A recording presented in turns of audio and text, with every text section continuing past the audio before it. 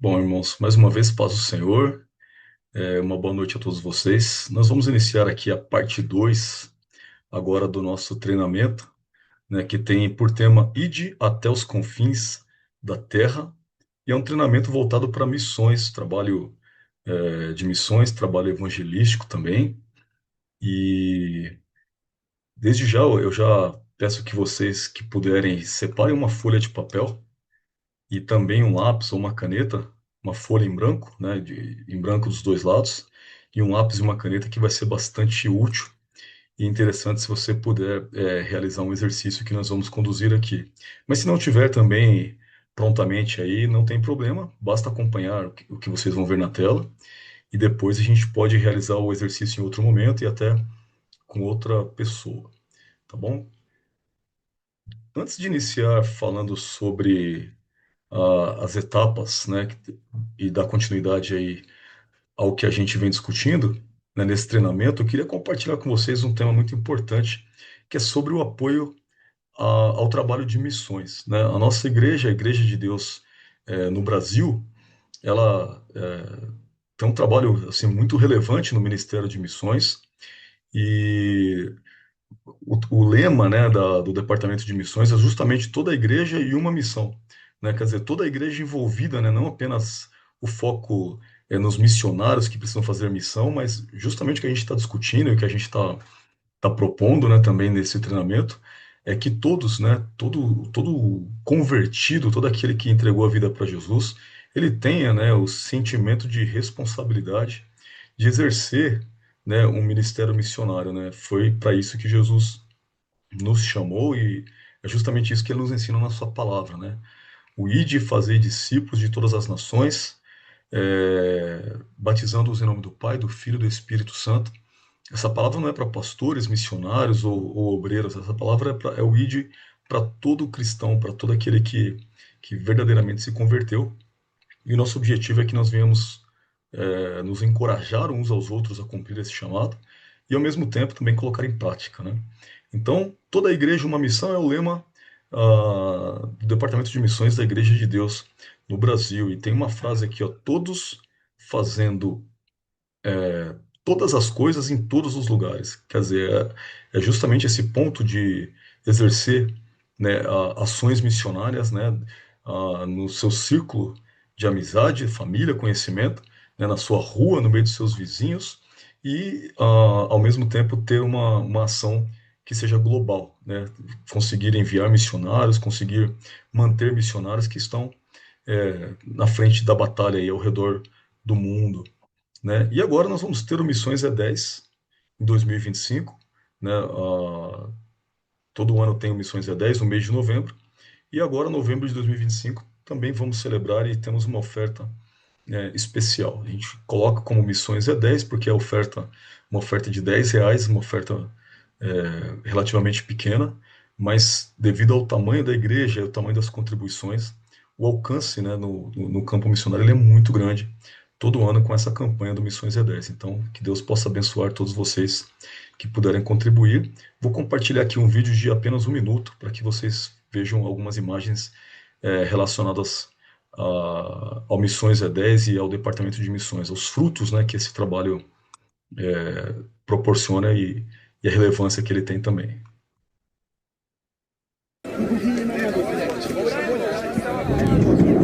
E se ninguém fosse?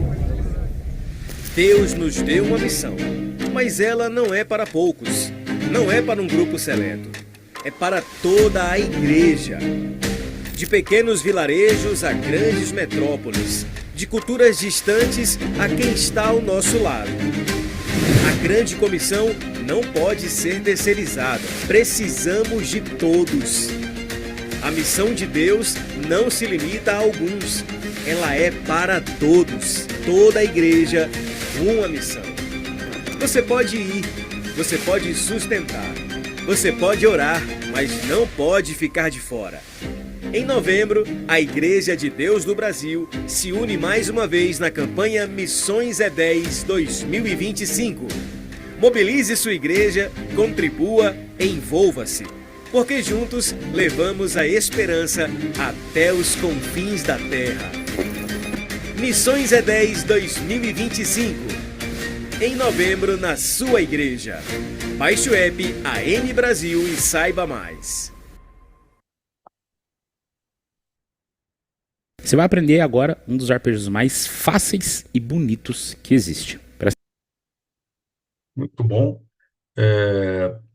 Além de ter compartilhado esse vídeo, no finalzinho vocês viram que teve a observação. Baixe agora o app, né, o aplicativo AM Brasil, né? Então eu convido vocês a baixarem de fato esse aplicativo, né? AEMI, AM Brasil. E nesse site, nesse aplicativo, você vai ter informações, relatórios, né, todo o trabalho que a Igreja de Deus está fazendo em relação ao campo missionário. Muito bem, vamos retomar, né, as nossas atividades aqui em relação às ferramentas, né, que nós começamos a aprender na última aula. Essa aqui é a aula número 2, né? Então, o que que nós temos aqui? Ah, a gente já verificou, né, sobre a importância, né, quando a gente está falando sobre o movimento missionário, o movimento evangelístico de multiplicação de igrejas, né? É necessário visão, né? É necessário saber como percorrer um caminho certo, um caminho que faz sentido, né? E também como aplicar ferramentas. Essas ferramentas, a proposta é que sejam ferramentas simples, né? Nós estudamos 3 ferramentas até agora, né? O mapa relacional, a ferramenta pessoa de paz ou casa de paz, e depois também a terceira ferramenta que foi o testemunho de 15 segundos, né? E hoje nós vamos começar estudando aqui a ferramenta número 4, e essa ferramenta se chama os 3 círculos. Vamos só relembrar aqui, né, sobre a ferramenta, sobre como que é o nosso diagrama. Nós estudamos aqui na última aula que o diagrama ele é formado por 4 quadrantes, né, e uma parte central, aqui uma área central. O primeiro quadrante é onde mostra um campo vazio. O segundo quadrante, um campo já sendo semeado, né? O terceiro quadrante é onde acontece o crescimento e o discipulado. E o quarto quadrante é onde acontece a colheita, né? A formação de pequenos grupos, igreja. Nós vamos aprender isso mais à frente. Mas até agora nós estudamos 3 ferramentas. O mapa relacional, ferramenta número 1, e o pessoa de paz ou casa de paz, ferramenta número 2, fazem parte dessa etapa do caminho, né? A etapa campo vazio. A ferramenta número 3, que é o testemunho de 15 segundos, já envolve a segunda área aqui do nosso caminho, que é um campo onde já foi semeado, você já identificou, né, quem é a pessoa dentro do seu mapa relacional, já percebeu que é de fato uma pessoa aberta e receptiva à palavra de Deus, é uma pessoa de paz, ou é uma família, né, de paz, uma casa de paz. Agora chegou a hora de você já perceber que está na hora de passar para a segunda etapa, entrar no campo semeado. Então, entrou, começa a utilizar a ferramenta testemunho. Especificamente nesse treinamento, a gente percebeu que é possível aplicar um testemunho muito curto, de até 15 segundos. Agora nós vamos dar a ferramenta 4. E a ferramenta 4, que ainda está no quadrante um campo semeado, ela é a ferramenta os 3 círculos. Vamos ver aqui o que é isso. Então, assim, olha, os 3 círculos, o que eu acho interessante nesse treinamento é que ele tem bastante imagens, figuras simples, né, que a gente pode pegar um lápis e desenhar bem facilmente, memorizar muito facilmente. Mas essas figuras, diagramas, né, esses círculos, né, esses caminhos que fazem sentido, né, eles ajudam bastante a gente a memorizar e a entender, né, a estratégia, né, das trajetórias que a gente vai estar aplicando aqui para poder semear a palavra de Deus. Então, quando a gente vem para esse segundo quadrante, que é onde nós estamos agora, né, a gente percebe que ele aponta sobre como semear a semente, né? Então, já falamos, né? Tem que conhecer a história de Jesus, nós temos que apresentar a Bíblia, né? O Evangelho, ele envolve apresentar a pessoa de Jesus, apresentar a salvação de Jesus, o amor de Jesus. E agora, quando a gente passa a estudar esses tipos de ferramentas que são organizadas, né? A gente precisa responder algumas perguntas, né? O que eu faço, como eu faço, quando eu faço, e essas palavrinhas, o que, quando, como, né? Ela traz para a gente um direcionamento muito inteligente e interessante para que a gente possa trabalhar na obra de Deus. Então, ferramenta, os três círculos, né?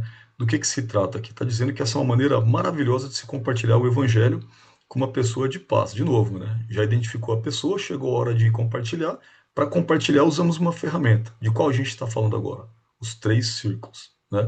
Então, depois que você já aplicou a ferramenta dos 15 segundos, né, já fez a pergunta para a pessoa, você tem uma história assim, parecida com a minha, você tem um testemunho parecido com o meu, já existe uma abertura, existe uma conexão para que o evangelho possa ser pregado com profundidade, né, com sair daquela etapa superficial e começar a se aprofundar, né, na intimidade com Deus. Claro que tudo isso tem que acontecer debaixo de oração, debaixo de busca, consagração, né, pelas pessoas que nós estamos evangelizando. Não, não é simplesmente iniciar um trabalho de qualquer modo, mas nós sabemos que o trabalho de evangelismo e de missões, ele, primeiramente, ele é uma batalha espiritual, né? Nós estamos afrontando o inferno, né? E estamos numa batalha contra as forças do mal e das trevas, né? Então, nós como filhos de Deus, filhos da luz, nós temos que estar ciente que se trata de uma guerra e para entrar na guerra tem que estar preparado. Então, não se esqueça de toda vez que você ver um bonequinho assim, ó, joelho no chão, tem que ter oração para poder só pensar em fazer parte de um, de um trabalho missionário, de um trabalho de evangelismo, desse tipo de coisa. Depois que a gente compartilhou o testemunho, né, a gente pergunta, né, para essa pessoa de paz se a gente pode mostrar uma coisa que mudou a nossa própria vida. Então, quando a gente chega e vai falar assim, puxa, eu queria te mostrar uma coisa, você gostaria de ver? Aí já está mostrando, a gente pode pegar um papel e fazer um desenho. Essa é a estratégia de evangelismo e de aplicação de missões. É a gente pegar uma folha de papel, um lápis ou uma caneta e desenhar. E aí, através dos desenhos, através das imagens que a gente está criando ali, projetando, a gente propõe que a pessoa entenda justamente o que aconteceu. Então, nós vamos ver exatamente o que são esses três círculos aqui, né? Um círculo com um coraçãozinho dentro, e aí uma seta, né?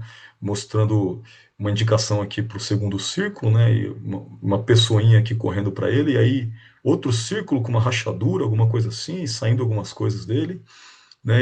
Aí depois tem aqui algo envolvendo oração, e vai para o terceiro círculo, onde tem uma cruz, né? E também tem uma coroa e depois volta para o primeiro círculo que tem um coração.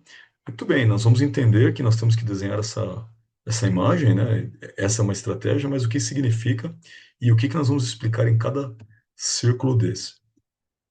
Então, olha só, deixa eu ver se eu estou com o material correto aqui. Só um minutinho. Só um minutinho.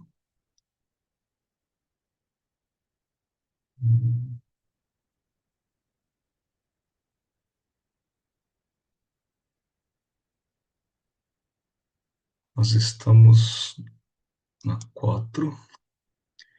Que eu vou pegar o material do aluno aqui que vai ficar melhor para a gente poder esclarecer. Só um minutinho que eu já vou compartilhar de novo.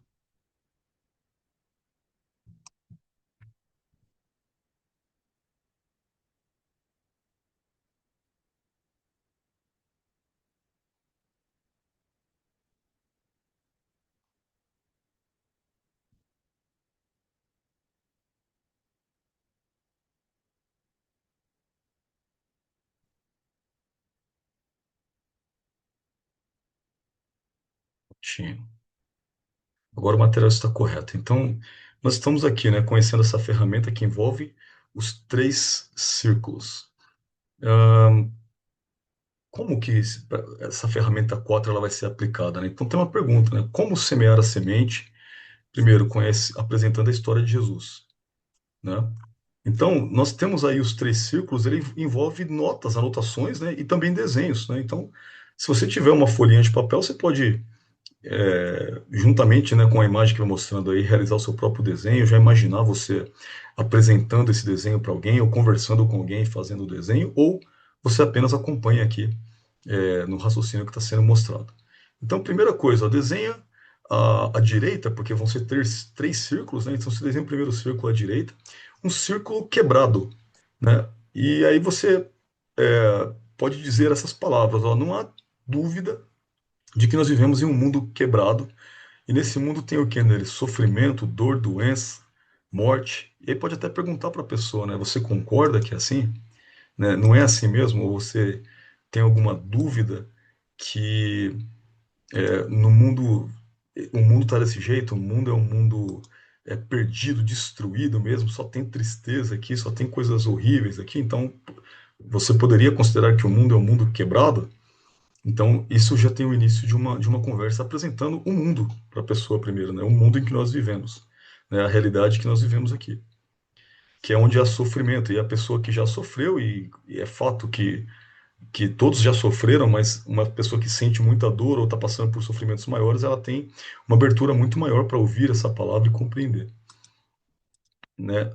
Aí você começa a dizer assim, ó, depois que você desenhou essa parte do mundo quebrado, mas Deus nunca pretendeu que nós vivêssemos em um mundo quebrado.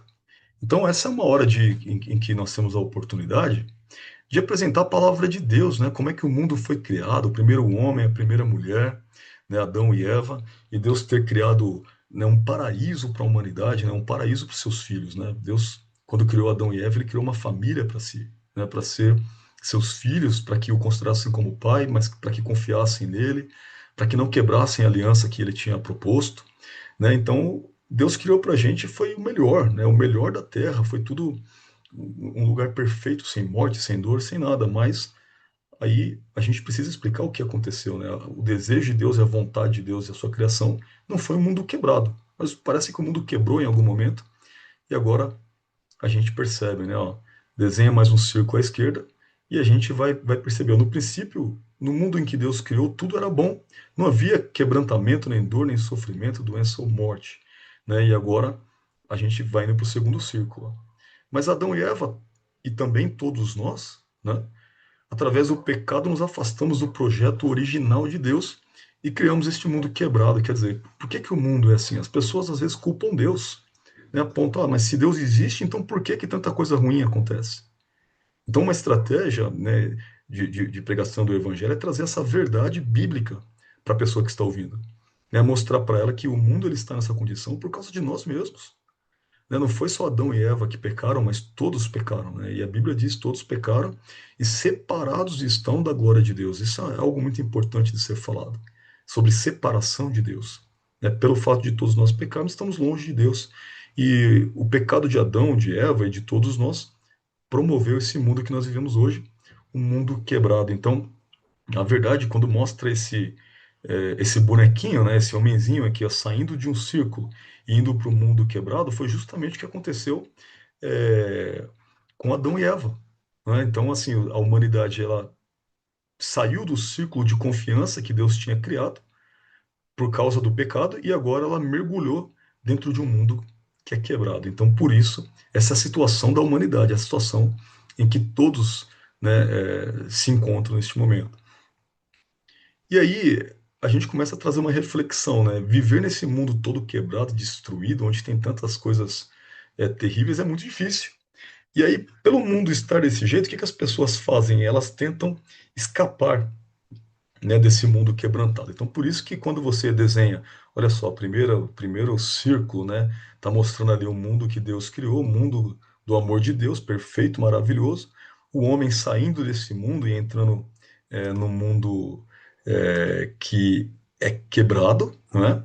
E agora, quando o homem está aqui dentro desse mundo quebrado, cheio de sofrimento e dor e angústia, ele fica tentando sair a todo momento, né? Então, o que que as pessoas tentam? Elas tentam escapar usando as suas próprias estratégias. Elas querem sair desse quebrantamento, dessa destruição.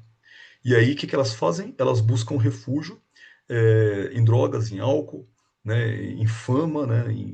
Em orgias, coisas materiais, né? E vai tentando curar essa espécie de destruição, né? Que todos vivem por estar no mundo destruído. E aí é onde está o problema, né? Essa tentativa de escapar, que está mostrando essas quatro indicações aqui, quatro setinhas aqui, apontando para um escape, né? Ela é em vão, né? É uma fuga que ela é inútil, porque é como se fosse tentando escapar, né, de um mundo destruído com uma corda, né? Com uma corda elástica amarrada na cintura, né? Quanto mais tenta sair, o elástico puxa de volta para o mundo quebrado e fica pior a situação da pessoa ainda. Então, essas estratégias de refúgio que o ser humano usa, né, que não é Deus, né, aquilo que ela deveria buscar em Deus, ela busca em outra coisa, torna a situação dela pior, né? Então, é, vou até comentar com vocês, mas uma oportunidade que eu tive de falar de Jesus para alguém e mesmo sem conhecer, né, essa estratégia, mas eu disse para uma pessoa assim que Deus tinha separado um local dentro dela, dentro do coração dela, que foi desenhado, né, foi criado especificamente para ser ocupado por Deus. Então eu falei, Deus criou um vazio dentro de você e dentro de mim que só Ele pode preencher, nada mais. É impossível qualquer coisa preencher. Então, quando você tenta preencher com outras coisas que não é Deus, você só multiplica o seu sofrimento, porque é um lugar para Deus ser entronizado, né? E esse lugar é o lugar onde você põe o seu primeiro lugar, né? É a parte do seu coração em que você deu maior ênfase, né? Que você deu maior importância. Então, quando você entroniza Deus ali, pronto, agora a sua vida muda, agora você começa a caminhar no caminho da felicidade, né, da transformação de vida, da mudança de vida, porque você colocou Deus no lugar certo, no lugar onde ele deve estar, que é entronizado no seu coração, ou seja, em primeiro lugar. Então, é algo que realmente é possível apresentar para uma pessoa para não tentar fugir ou escapar dos problemas e das dificuldades da vida sem buscar a Deus, porque isso vai ser inútil. Se alguém quiser compartilhar algum ponto ou alguma experiência agora também, vocês estão mais quietinhos hoje, podem ficar à vontade para falar.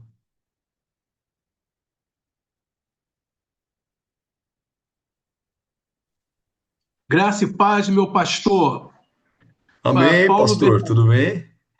pastor Paulo do Rio de Janeiro. É que eu cheguei um pouquinho atrasado, mas eu peguei assim quase pela metade, mas tá dando para entender, tá?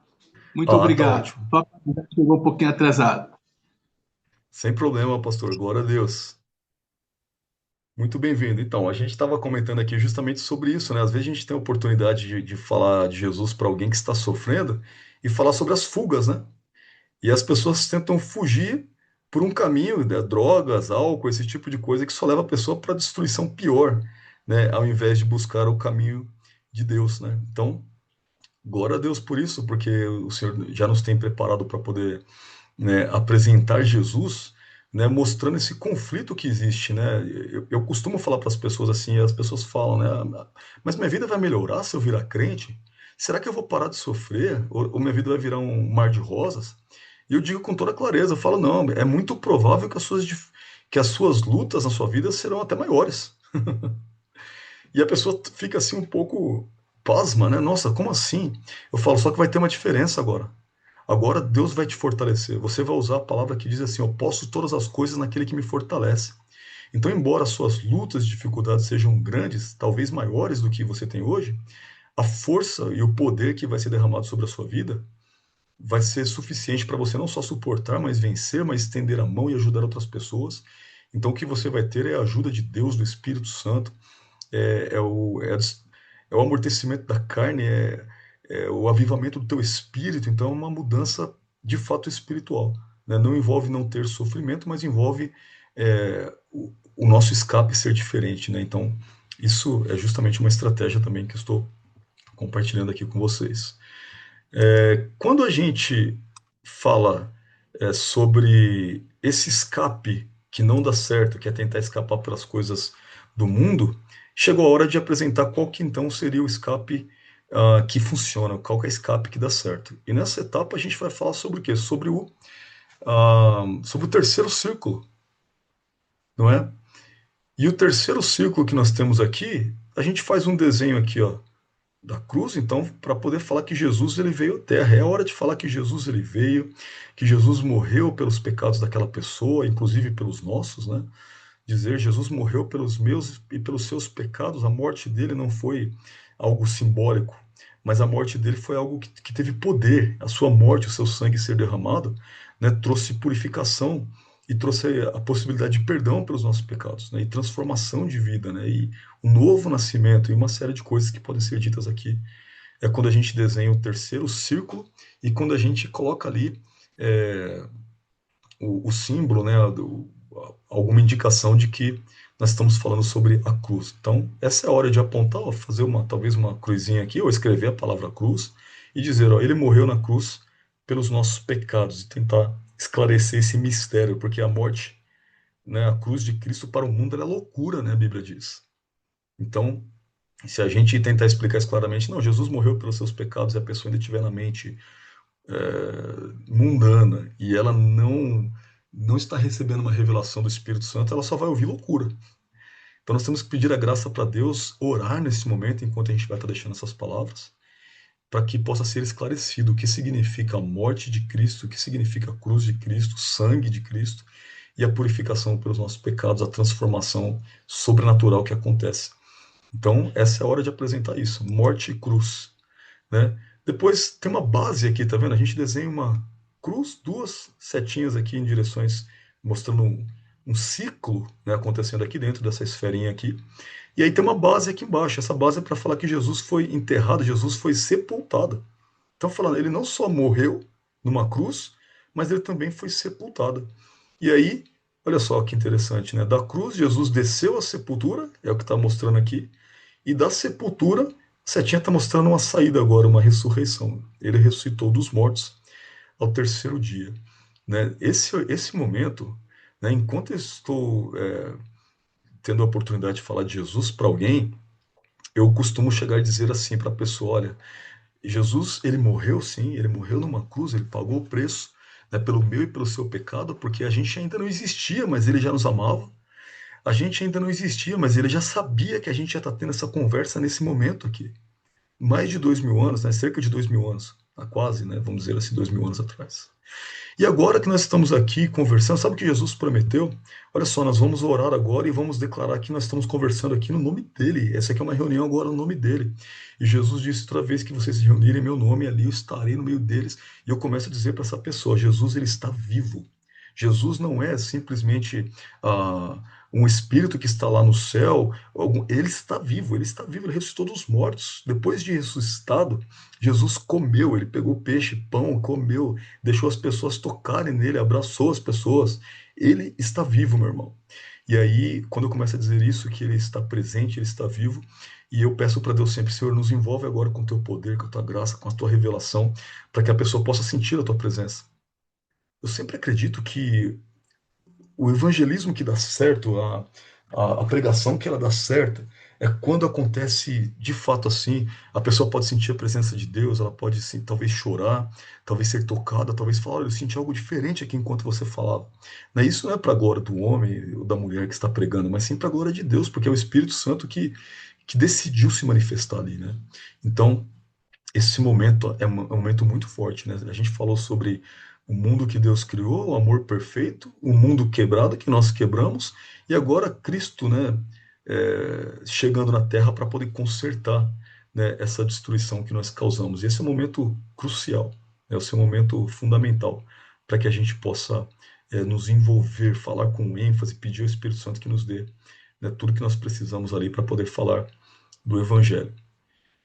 Então, olha só, agora a gente pode completar o desenho, né, mostrando que aonde estava ali o mundo quebrado, né, as pessoas tentam sair sem direção e não chegam em lugar nenhum, né, mas quando as pessoas vão na direção de Cristo, então acontece aqui, ó, uma das formas de se entregar a Cristo, uma das formas não, né, uma prova de que a pessoa de fato se entregou a Cristo, se entregou a Jesus, né, e fez uma confissão dos seus pecados, declarou a sua fé, é o batismo. Então, de cara aqui, a gente já começa a desenhar aqui uma água, né, uma aguinha, a pessoa ali, talvez orando, se entregando e se preparando para o batismo. Então, é necessário que todos os que colocaram a fé em Jesus, eles se arrependam e sejam batizados para a remissão dos pecados, né, e saiam deste mundo quebrado para receber a salvação. Então, o que acontece, na verdade? Né? A gente vai continuar vivendo aqui no mundo, vamos explicar assim, nós vamos, mas, como a Bíblia diz, nós não somos mais daqui. Agora nós reinamos com Cristo, né? Nós vivemos, embora nós somos cidadãos aqui da terra, nós temos que ter nosso papel de cidadão aqui, nós, nascidos da água e do Espírito, nós agora somos cidadãos dos céus também.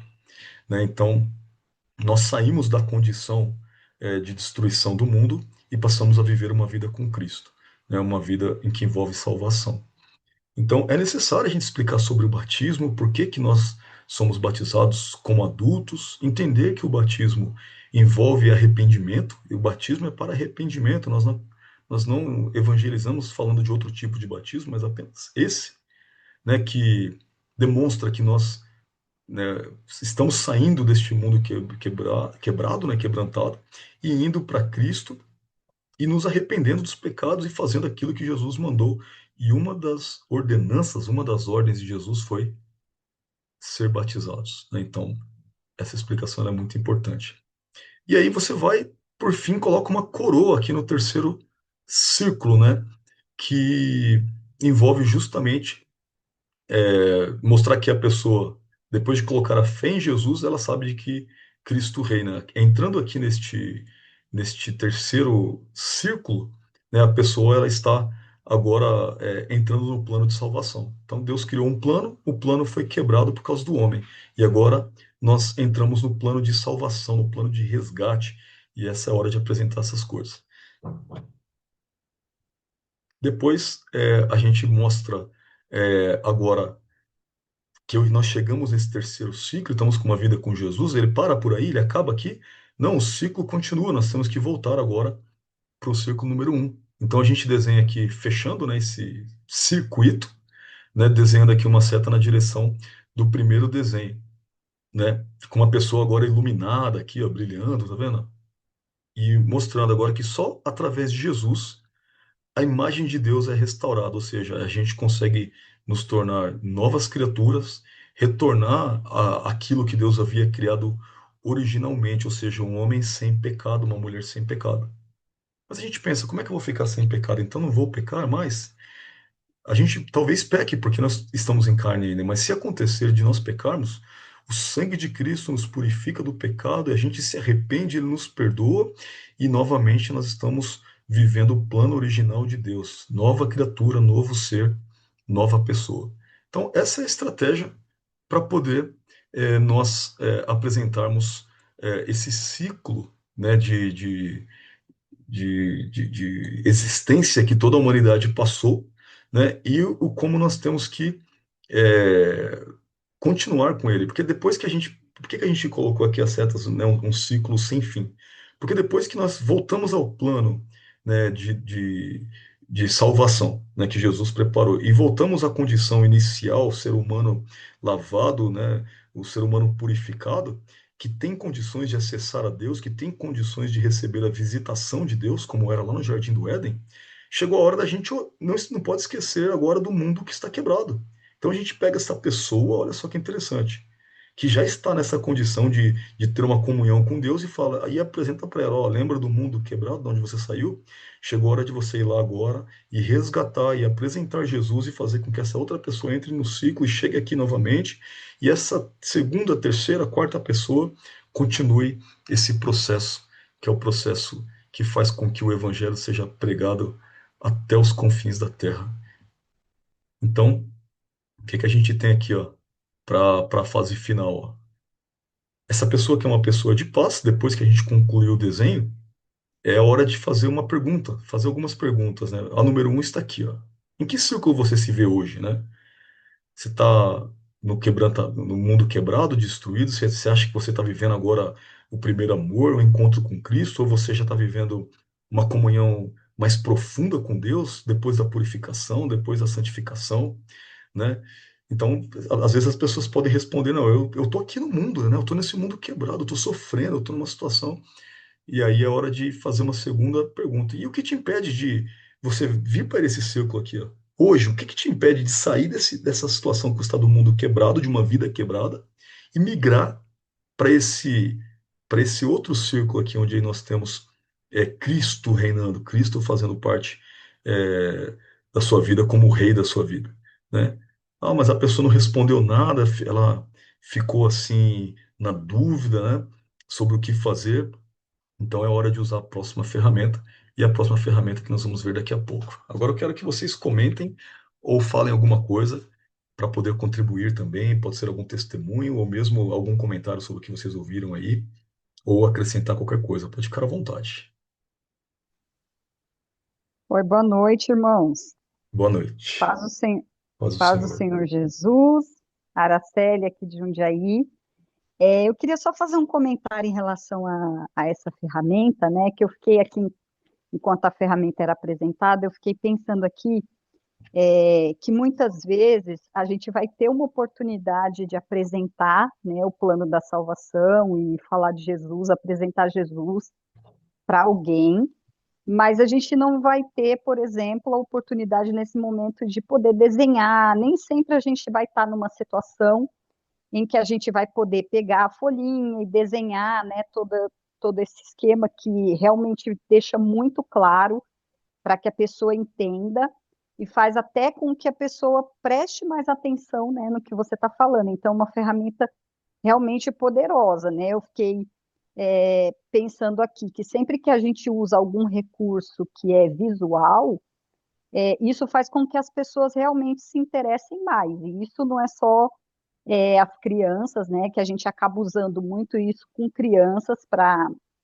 pregar, né, a palavra de Deus de uma forma lúdica para as crianças, mas até para os adultos os recursos visuais eles são muito interessantes, né? É bênção. Mas pensando que se a gente tiver numa oportunidade que não, né, num momento que a gente não tenha a oportunidade de fazer o desenho, eu fiz aqui, eu até anotei aqui, a gente podia já ter em mente, né, eu sei que todos os irmãos aqui são conhecedores da palavra e conhecem, né, o plano, a gente já podia ter algumas palavras em mente, né, porque a gente começa falando ali, né, do amor, da comunhão que Deus tinha com o homem lá no início, antes do pecado, né? Então, a gente poderia complementar, né, com essas palavras, a comunhão, né, do homem com Deus, depois veio o pecado, né, e a separação, depois o plano da cruz de Cristo para nos redimir, para nos salvar, depois o arrependimento e, por fim, uma nova vida. Então, basicamente, esse círculo ele vai representar essas palavras, né? Seria mais ou menos isso, né, pastor? É. Não, justamente, né? A gente pode utilizar de vários recursos. Tem gente que pode usar arte, desenhar, pode usar música para evangelizar, né? Então tem uma série de ferramentas, de fato. E quando você não tem nada ali na mão que poderia ser apresentado, que seja visual, né? As palavras é o que sempre foi usado para evangelizar e funciona. Mas de repente, se você pensar, puxa, eu não tenho uma caneta aqui para poder desenhar um diagrama como esse, mas você aprendeu. Então, se você começa a contar a história, a pessoa ela vai usar a imaginação e ela vai enxergar tudo, toda, assim, ela vai enxergar a mensagem que você está trazendo por Uhum. conta do que existe dentro da própria mensagem, né? Mesmo sem o recurso visual. Ele ajuda muito, a ferramenta ela é para ser visual, mas sem ter o recurso visual, tem que usar aí as palavras, o forçar da imaginação para que a pessoa possa compreender. Muito bom, é isso mesmo.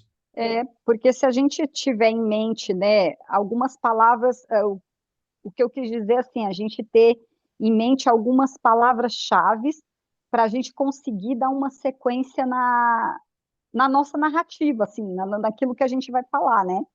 Então, as palavras-chave, elas vão ajudar. Se a gente colocar aí umas 4 ou 5 palavrinhas-chave e elas em ordem, a gente já consegue se lembrar facilmente desse desenho, né? Para caso a gente não possa desenhar na hora, a gente usar os recursos contando a história, né? Para que as pessoas realmente possam visualizar, né? Muito bom. É isso. E para poder ter algumas palavras em mente, algumas coisas que possam trazer a gente para uma facilidade e estar preparado aí para contribuir com o evangelho, nada melhor do que memorizar antes, pensar antes, né? Ficar ali imaginando. Se o Senhor me der a oportunidade, eu sei algumas palavras-chave, né? Falar sobre a criação, por exemplo, falar sobre o mundo, né? Como ele está hoje, e falar sobre a solução que é Cristo Jesus e como Jesus mudou minha vida. Aí você repete isso, bem simples e fica preparado para poder usar discursos, o mesmo discurso, discursos parecidos, mas que vão ter impacto na vida de alguém. Muito bom. Bom, vamos para a próxima ferramenta. Então, essa aqui foi a ferramenta número 4. Deixa eu só reduzir aqui.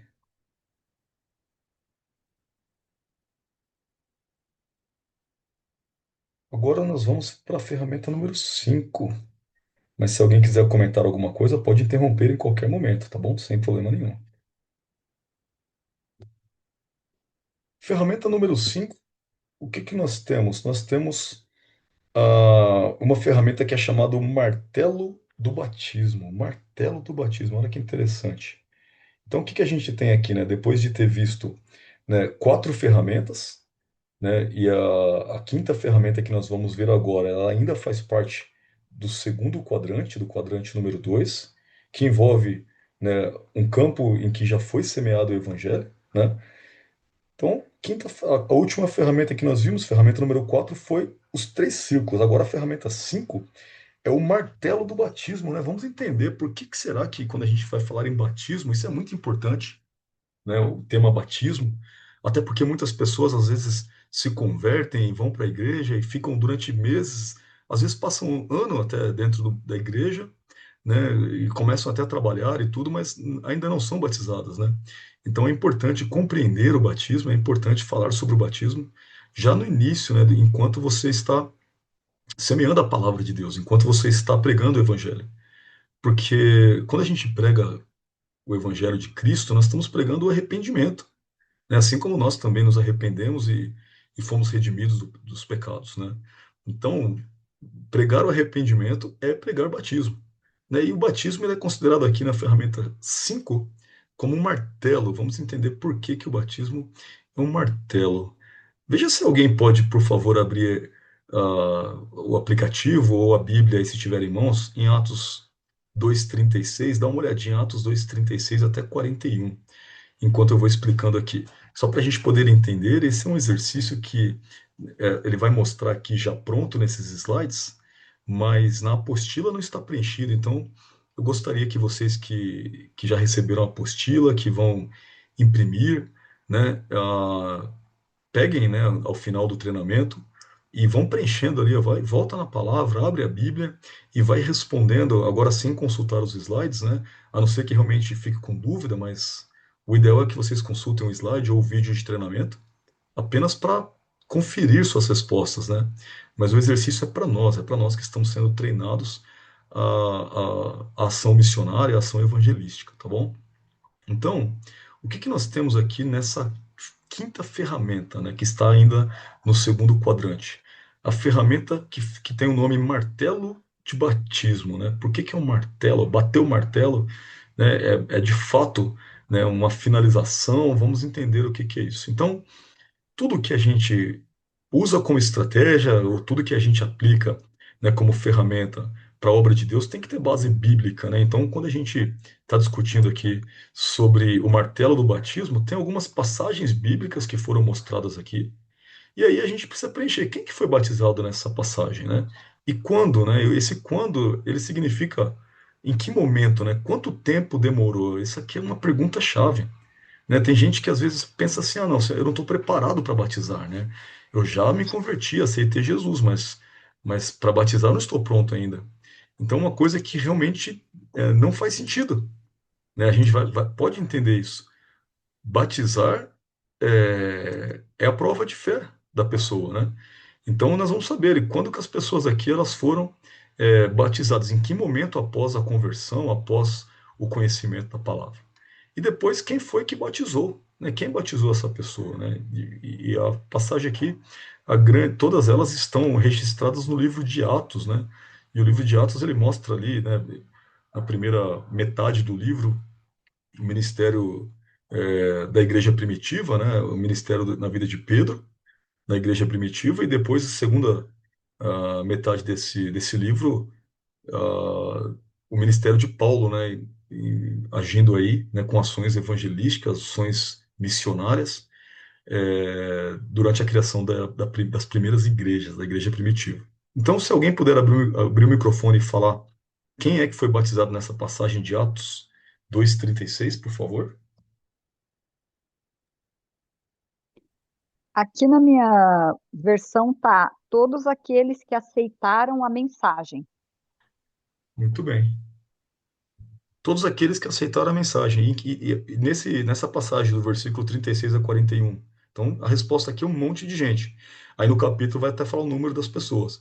Mas dá uma pista, uma ideia de em que momento eles foram batizados? A gente consegue deduzir isso pelo texto?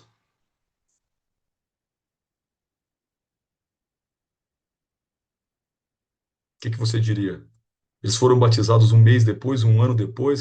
O que que parece pelo texto? Eu acredito que o texto diz que os foram batizados imediatamente.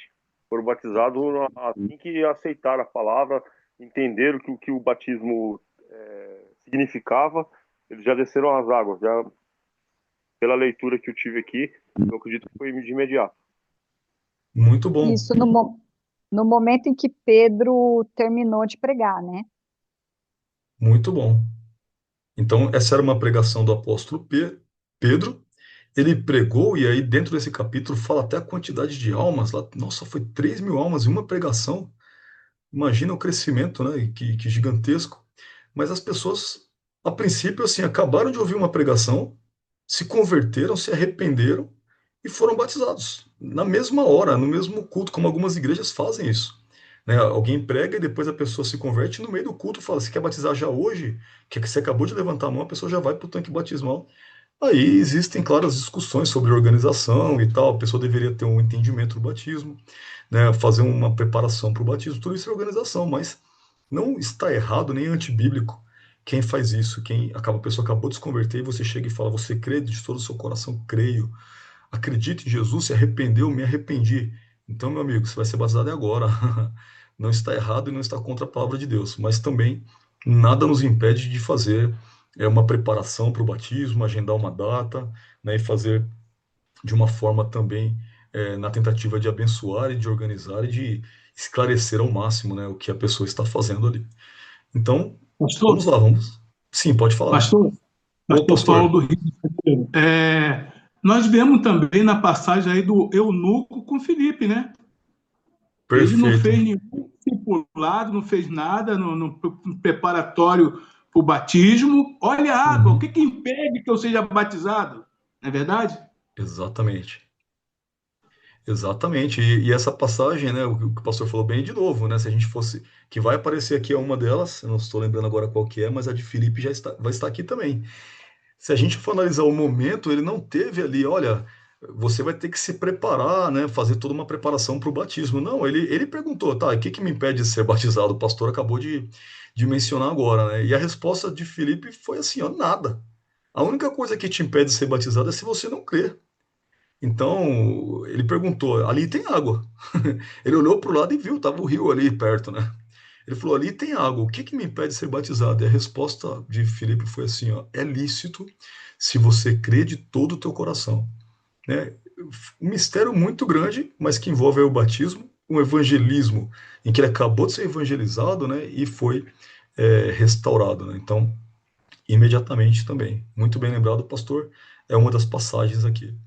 Então nós temos várias, e de novo, eu gostaria que vocês, embora nós vamos ter aqui as respostas, né, de quem foi batizado, em que momento, seria muito interessante se vocês depois abrissem a apostila e preenchessem isso daqui analisando pela Bíblia, porque isso vai trazer é, uma luz sobre o batismo muito grande na nossa mente. Então isso nos ajuda bastante também, para nós podermos lembrar as passagens, assim como o pastor fez agora.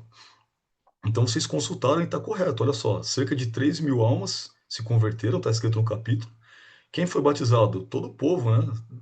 Toda a multidão que está ouvindo a palavra. E quando foi? A gente coloca, foi no mesmo dia, porque batizar 3.000 pessoas também não foi um negócio simples de fazer.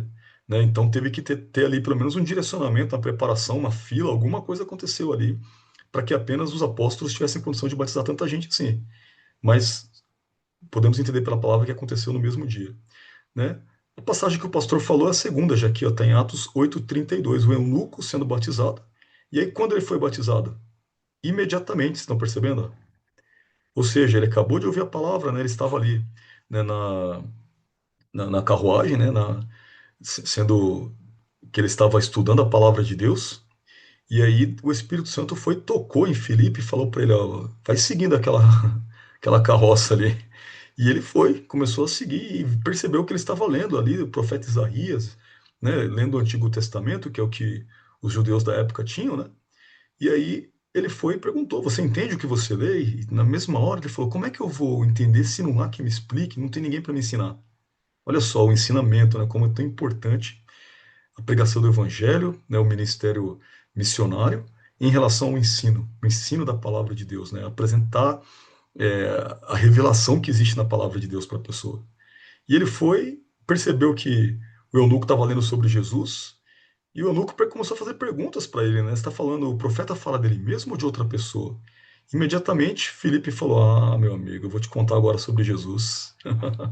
E contou a experiência que ele mesmo teve sobre Jesus, e a gente consegue entender pela palavra de Deus que Filipe falou para ele sobre o batismo. Já falou para ele sobre Jesus e disse: Jesus disse, quem crer e for batizado será salvo. E aí vem a pergunta do eunuco, né? E o que me impede de ser batizado? Nada, meu amigo. Quem batizou o eunuco, então? O próprio Filipe. Né? Então, tem essa passagem e tem outras passagens, né? O apóstolo Paulo foi batizado, né? Em quanto tempo depois da conversão? Bom, vamos entender que foi isso praticamente imediatamente, né? Ele teve a visão, né, de Cristo, ficou cego, né? E aí foi lá para a casa de Ananias, né? Ananias já tinha, Deus já tinha falado com ele, Jesus já tinha falado com ele para receber Paulo ali, e ele foi batizado. Então, por dedução, quem batizou Paulo? Né? Quem batizou Saulo, que depois se tornou Paulo? Ananias, está escrito talvez, porque essa é uma grande possibilidade, embora a Bíblia não tenha sido clara, se foi esse quem batizou. Né? O Cornélio, nós falamos sobre ele também na questão de evangelismo, a sua família, os seus amigos, todos da sua casa ali, imediatamente após a evangelização foram batizados, e quem batizou foi Pedro e as pessoas que estavam com Pedro ali, né, a equipe dele. Lídia e a sua casa também foi mencionada sobre a conversão dela. O batismo é a mesma coisa, imediatamente foi batizado. Quem batizou foi Paulo e a equipe que estava com Paulo. Passagem do carcereiro, nós falamos na parte 1 do treinamento, não é? Sobre a conversão do carcereiro, né? A coisa linda que aconteceu quando ele ia se suicidar. E o apóstolo Paulo falou: não, não, nós estamos aqui, não precisa fazer isso.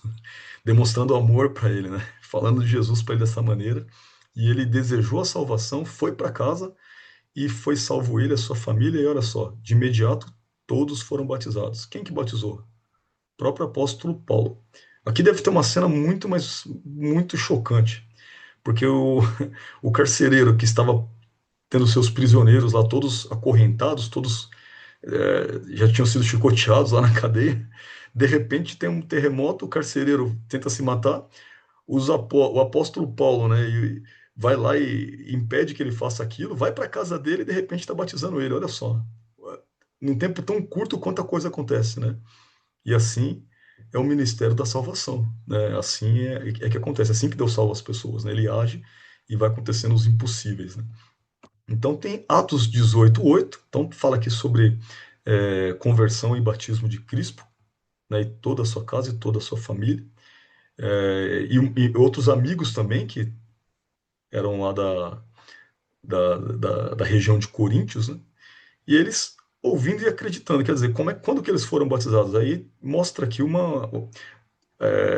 algo já mais gradativo, né? Eles foram batizados conforme eles ouviam, passavam, né, a mensagem adiante, e eles passavam a crer, um cria, o outro cria, e eles eram batizados na sequência. Então, conforme ouviam, conforme criam, eles eram batizados. Também Paulo e a equipe.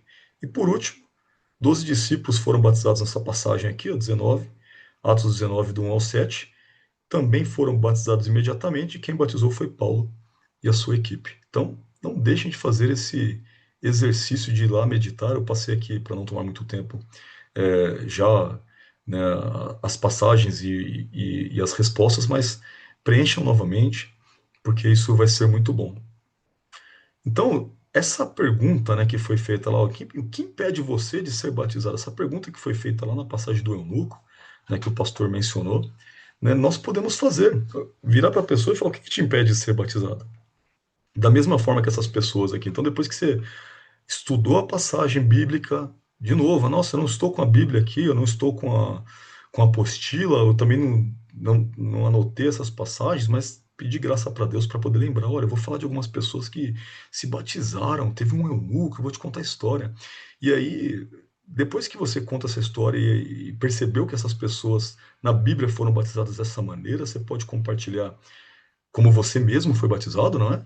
E depois perguntar, e o que que te impede de ser batizado? Né?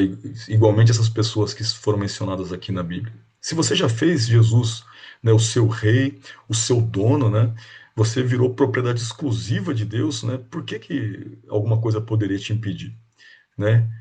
Então, é hora de ser batizado. É importante falar sobre o batismo em relação ao novo nascimento, né? De repente a gente já começa a puxar, vamos aprofundar um pouquinho, mas o que que é esse batismo, né?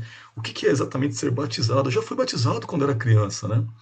E aí, essa relação de batismo e de criança, a gente mencionar aquela passagem da conversa que Jesus teve com Nicodemos, né, que era um grande mestre da lei, ele nos esclarece muita coisa. Jesus disse para ele, falando sobre o nascer da água e do Espírito, ele estava fazendo uma referência ali que espiritualmente envolve o batismo.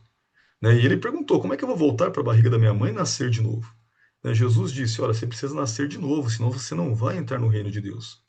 Então, a pessoa que está sendo convidada para o batismo, ela não tem que ser convidada para participar de um ritual em que ela vai mergulhar na água, alguma coisa assim.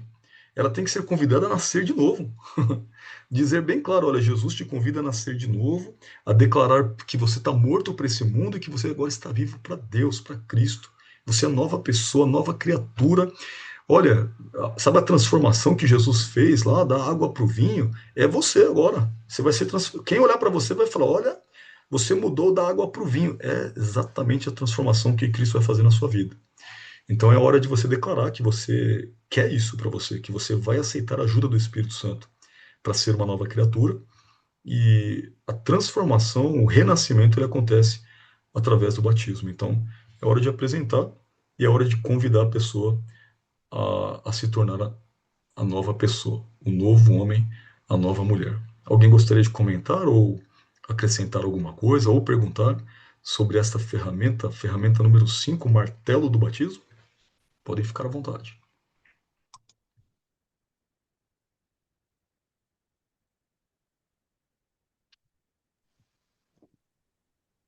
Eu gostaria de fazer uma pergunta, assim, já que os irmãos não se manifestaram.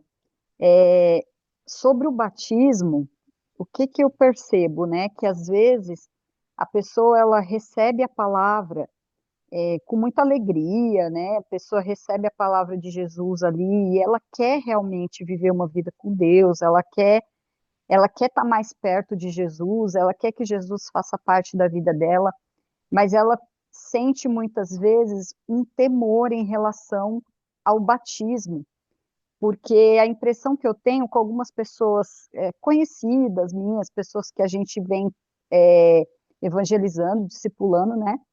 Eu percebo que essas pessoas, elas sentem que se elas se batizarem, é, é como se elas sentissem que após o batismo elas não podem mais pecar. Como se fosse claro, a gente não pode pecar, mas elas sentem assim, se eu pecar agora é mais grave do que antes. É como se fosse algo nesse sentido. Mas a minha pergunta é, como que a gente pode numa conversa que a gente está tendo com alguém que está em dúvida se batizou ou não.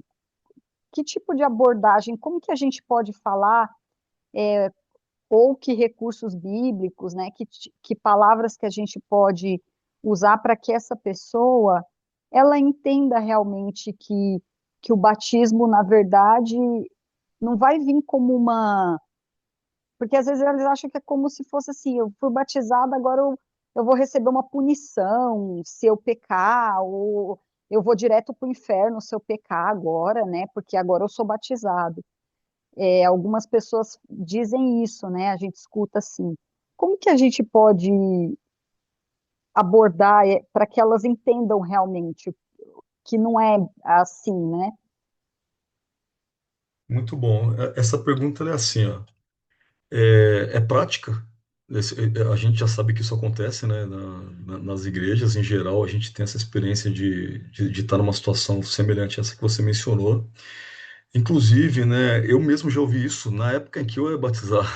Eu tinha 14 anos, né, e já ia para a igreja desde criancinha, mas quando chegou o momento em que eu falava, vou batizar, eu já ouvi de tudo. Eu ouvi pessoas dizerem que depois que a gente batiza, tem 7 demônios, né, vem nos seguir, vem nos perseguir. Então, você imagina só uma pessoa que está pensando em batizar, se ela escuta uma coisa dessas, né, uma pessoa que é nova convertida. Então, a primeira coisa que tem que fazer é quebrar os paradigmas que existem, né? E na hora de responder, discipular alguém, porque a gente vai estar na fase do discipulado, né? Nós estamos aqui discutindo discipulado antes, na verdade, antes do discipulado, nós estamos na fase de atuar dentro de um campo onde foi semeado o evangelho, né? Então a pessoa nem começou a brotar ainda. Imagina só a gente começar a falar de demônio, isso é loucura, né? Não é assim que se prega a palavra de Deus. Este é o momento da gente chegar e usar a palavra de Deus, a Bíblia, o conhecimento que nós estudamos sobre batismo e apresentar o batismo e mostrar o que ele significa na vida da pessoa. Então, a primeira coisa para poder apresentar, falar assim, olha, você tem que batizar por uma razão, porque essa é a vontade de Deus. Se você está vindo para a igreja, se você está vindo para Jesus, você quer cumprir a vontade dele, não quer? Então, a vontade de Deus é que você seja salvo. E ele diz: quem crer e for batizado será salvo. Então, significa, isso é só um ponto para falar, crer e ser batizado significa crer e fazer tudo que Jesus ordenou, né? Eu falaria muito claramente sobre a questão da obediência do próprio Senhor Jesus ter se batizado, né? Então, Jesus batizou porque ele de fato não precisaria. Ele poderia falar, mas por que eu vou batizar? Eu não tenho pecado, eu não tenho pecado para lavar, né? Eu não preciso de arrependimento. Mas como foi o Pai que ordenou que ele fosse batizado, ele simplesmente obedeceu, foi lá: João, me batiza agora, né?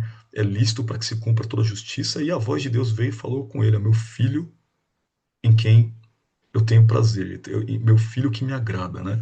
Em quem me comprazo.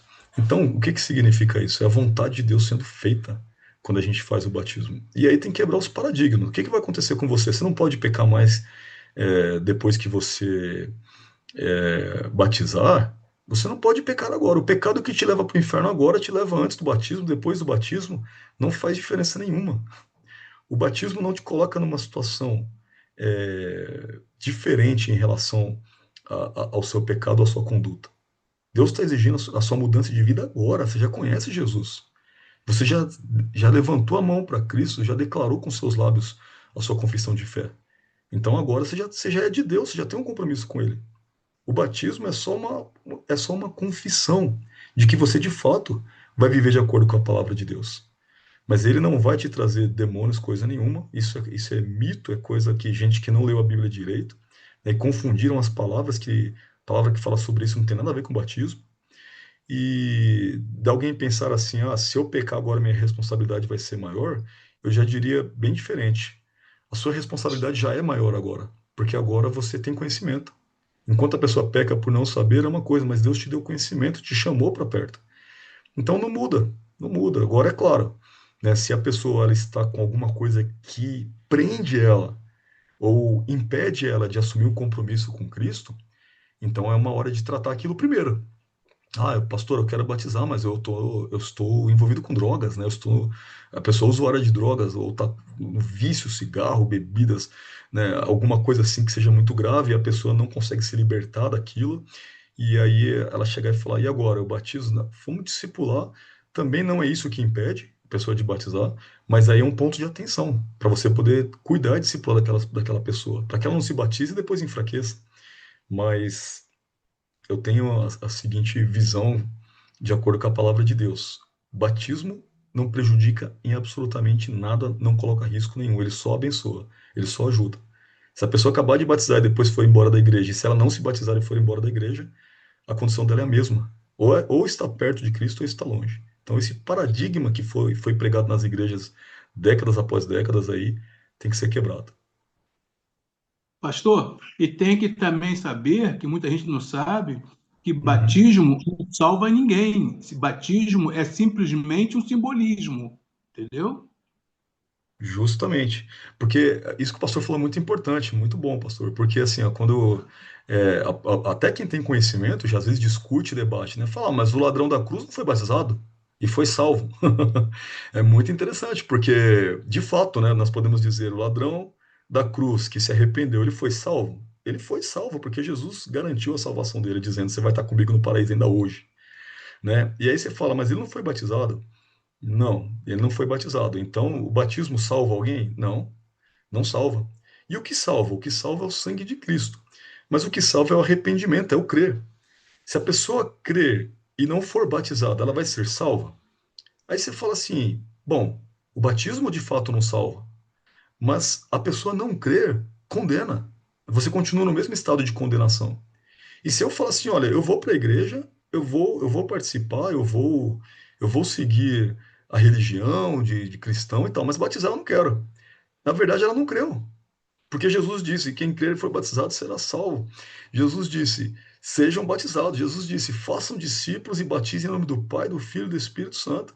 Então, se eu chegar e falar, eu rejeito o batismo, logo ou eu não creio no que Jesus disse, ou eu não quero obedecer. Então, o batismo ele não salva, mas a desobediência à palavra de Deus ela condena.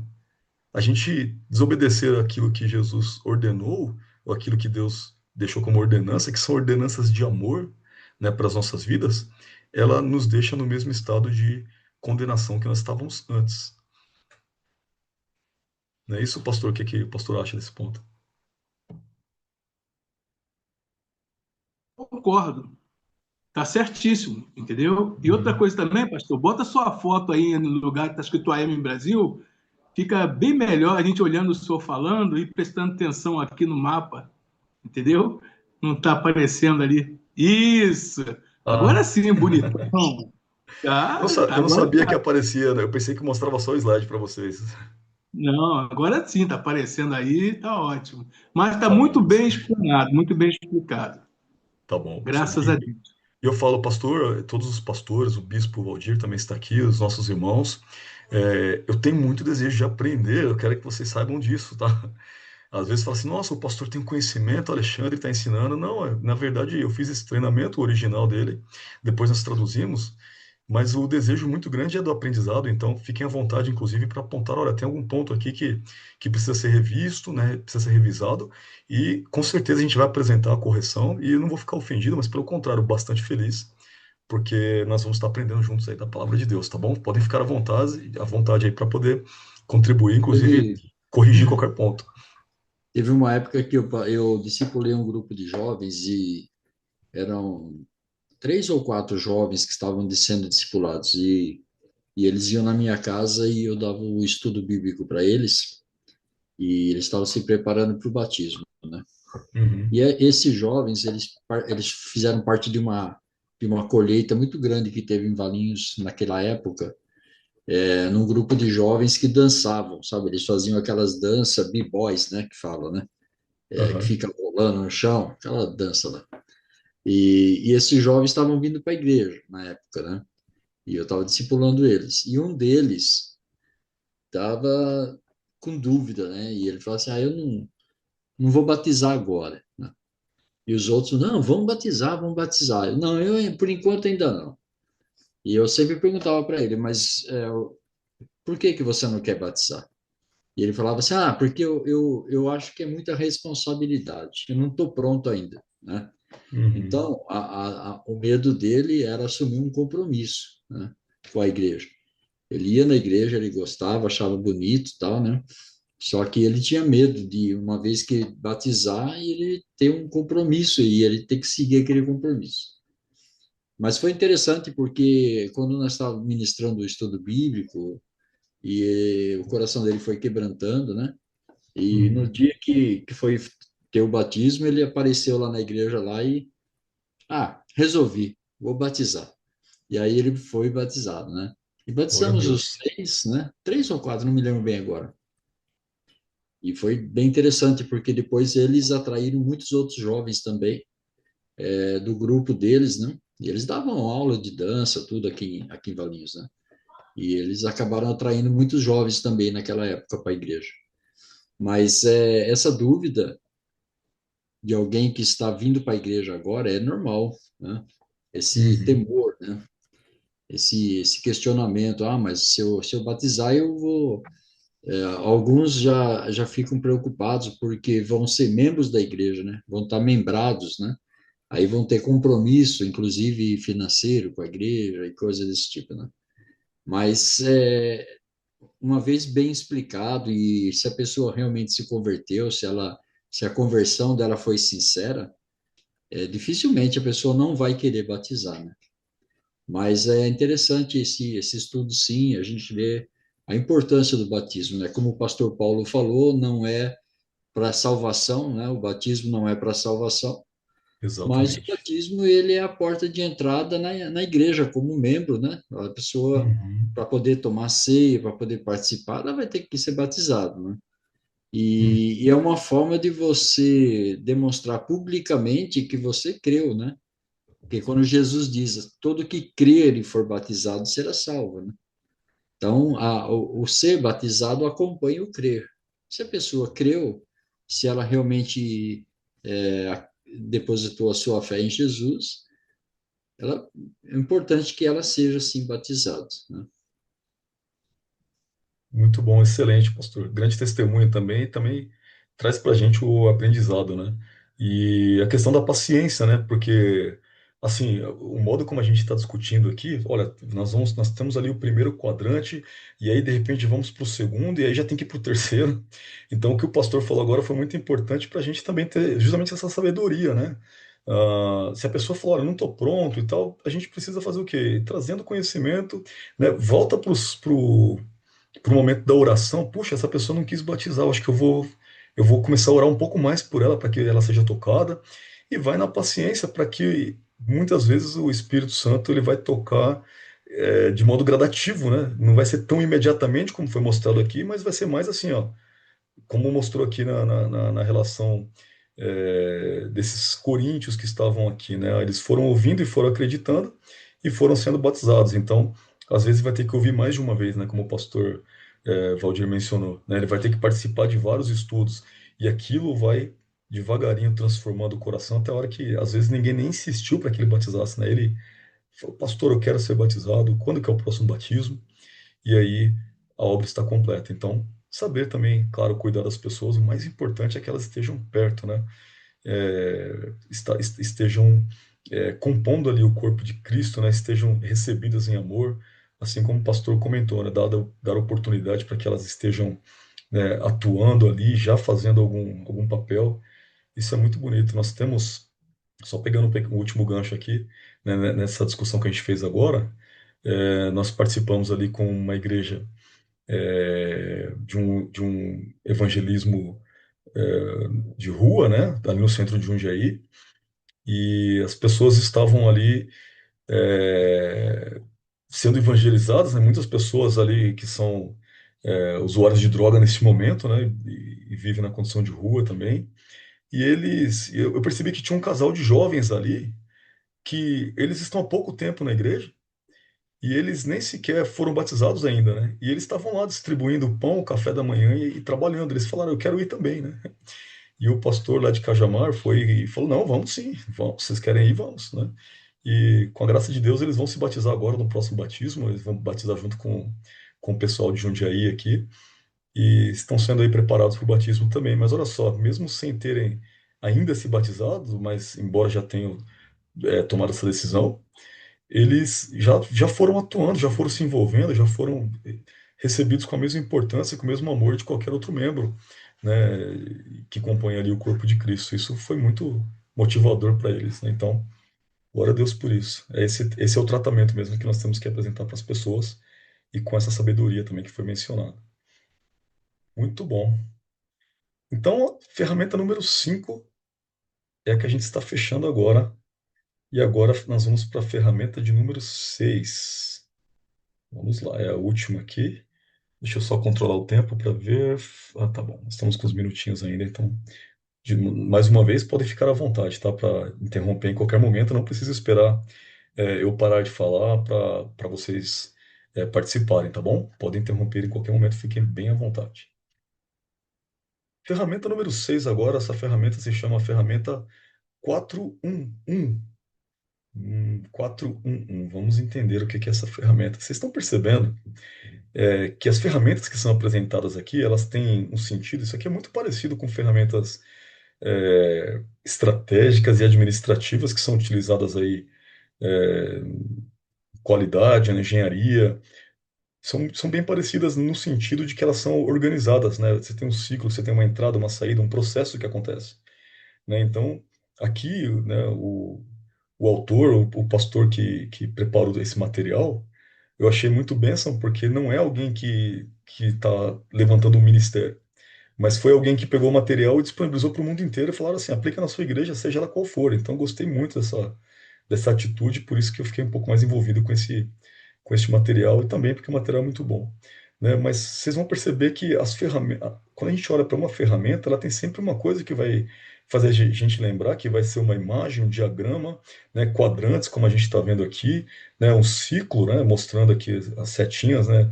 Uma entrada, uma saída, os números, né? 15 segundos, a ferramenta 3 é 15 segundos, os três círculos, né, martelo do batismo, né, esse tipo de coisa faz com que a gente memorize e faz com que tenha uma estrutura de ferramenta mesmo, né, um mapa, né, quando eu falo do mapa relacional. E agora a gente está na ferramenta 6. A ferramenta 6 é o 411. Vamos ver o que significam esses números. O que que a gente tem aqui, ó, irmãos? Estamos entrando agora só para poder mostrar que nós estamos mudando de quadrante quando a gente entrou na ferramenta 6, tá? Nós vamos aprender 12 ferramentas, né? Agora nós estamos entrando na 6, né? Chegando na metade aqui do treinamento hoje. Mas já passamos pelo primeiro quadrante, campo vazio, segundo quadrante, um campo semeado, né? Aplicando 5 ferramentas até esse momento. Quando a gente percebeu, né, que a pessoa passou por essa etapa, ou seja, ela aceitou ali o batismo, é hora de falar, bom, chegou a hora de ir para a ferramenta 411, a ferramenta 6. A ferramenta 6 ela está no quadrante que envolve crescimento, tá? Como uma plantinha, a gente tem que imaginar isso aqui como uma planta. Primeiro é um campo, é a terra vazia, depois a semente foi semeada. Agora a semente começou a crescer, começou a brotar. E nessa fase desse quadrante 3, onde acontece o crescimento da pessoa, né, é o momento em que, para que aconteça esse crescimento, a pessoa precisa ser discipulada, né? Então é muito importante que a gente não aplique a ferramenta 1, 2, 3, 4 e 5 e depois esqueça, né, da parte de discipular a pessoa. Ela, né, como o pastor Valdir mencionou na última sessão do treinamento, né, as pessoas podem enfraquecer e acabar desistindo, né, desistir da fé, desistir do ministério e ficar em casa, né, não frequentar mais a igreja por falta de discipulado, ou seja, falta de aplicação das ferramentas que estão no quadrante número 3, que envolve crescimento e discipulado. Então vamos lá, como que a gente faz para ensinar um discípulo? Então, para a gente saber que realmente nós estamos falando de discipulado, né? A ferramenta 411, terceiro quadrante, né? Quando você, né, designou que a pessoa agora é uma pessoa de paz, né? Ou seja, ela aceitou Jesus, ela abriu as portas, abriu o coração, aceitou a semente da palavra, permitiu que a semente brotasse, deu crédito à palavra de Deus e ainda foi batizado, né? Segundo a palavra de Deus, ela nasceu de novo. E se ela nasceu de novo, o que que nós temos dentro da igreja? É um bebê em Cristo. Olha só que coisa interessante. Um bebê em Cristo Jesus, esse é um discípulo, né? Essa é uma informação muito importante. Todo mundo que aceita Jesus se torna discípulo. Jesus disse assim, ó, vós sereis meus discípulos se fizerem o que eu vos mando, né? E nós estamos aqui buscando cumprir o mandamento de Cristo. Alguém que se batiza está buscando cumprir o mandamento de Cristo. É discípulo, é fato, né? E esse discípulo é só um bebezinho, espiritualmente falando, e o bebê precisa ser cuidado. Se deixar o bebê sozinho, o bebê morre de fome, o bebê se machuca, o bebê fica doente. O bebê precisa de cuidado, ele precisa ser cuidado por um adulto, né?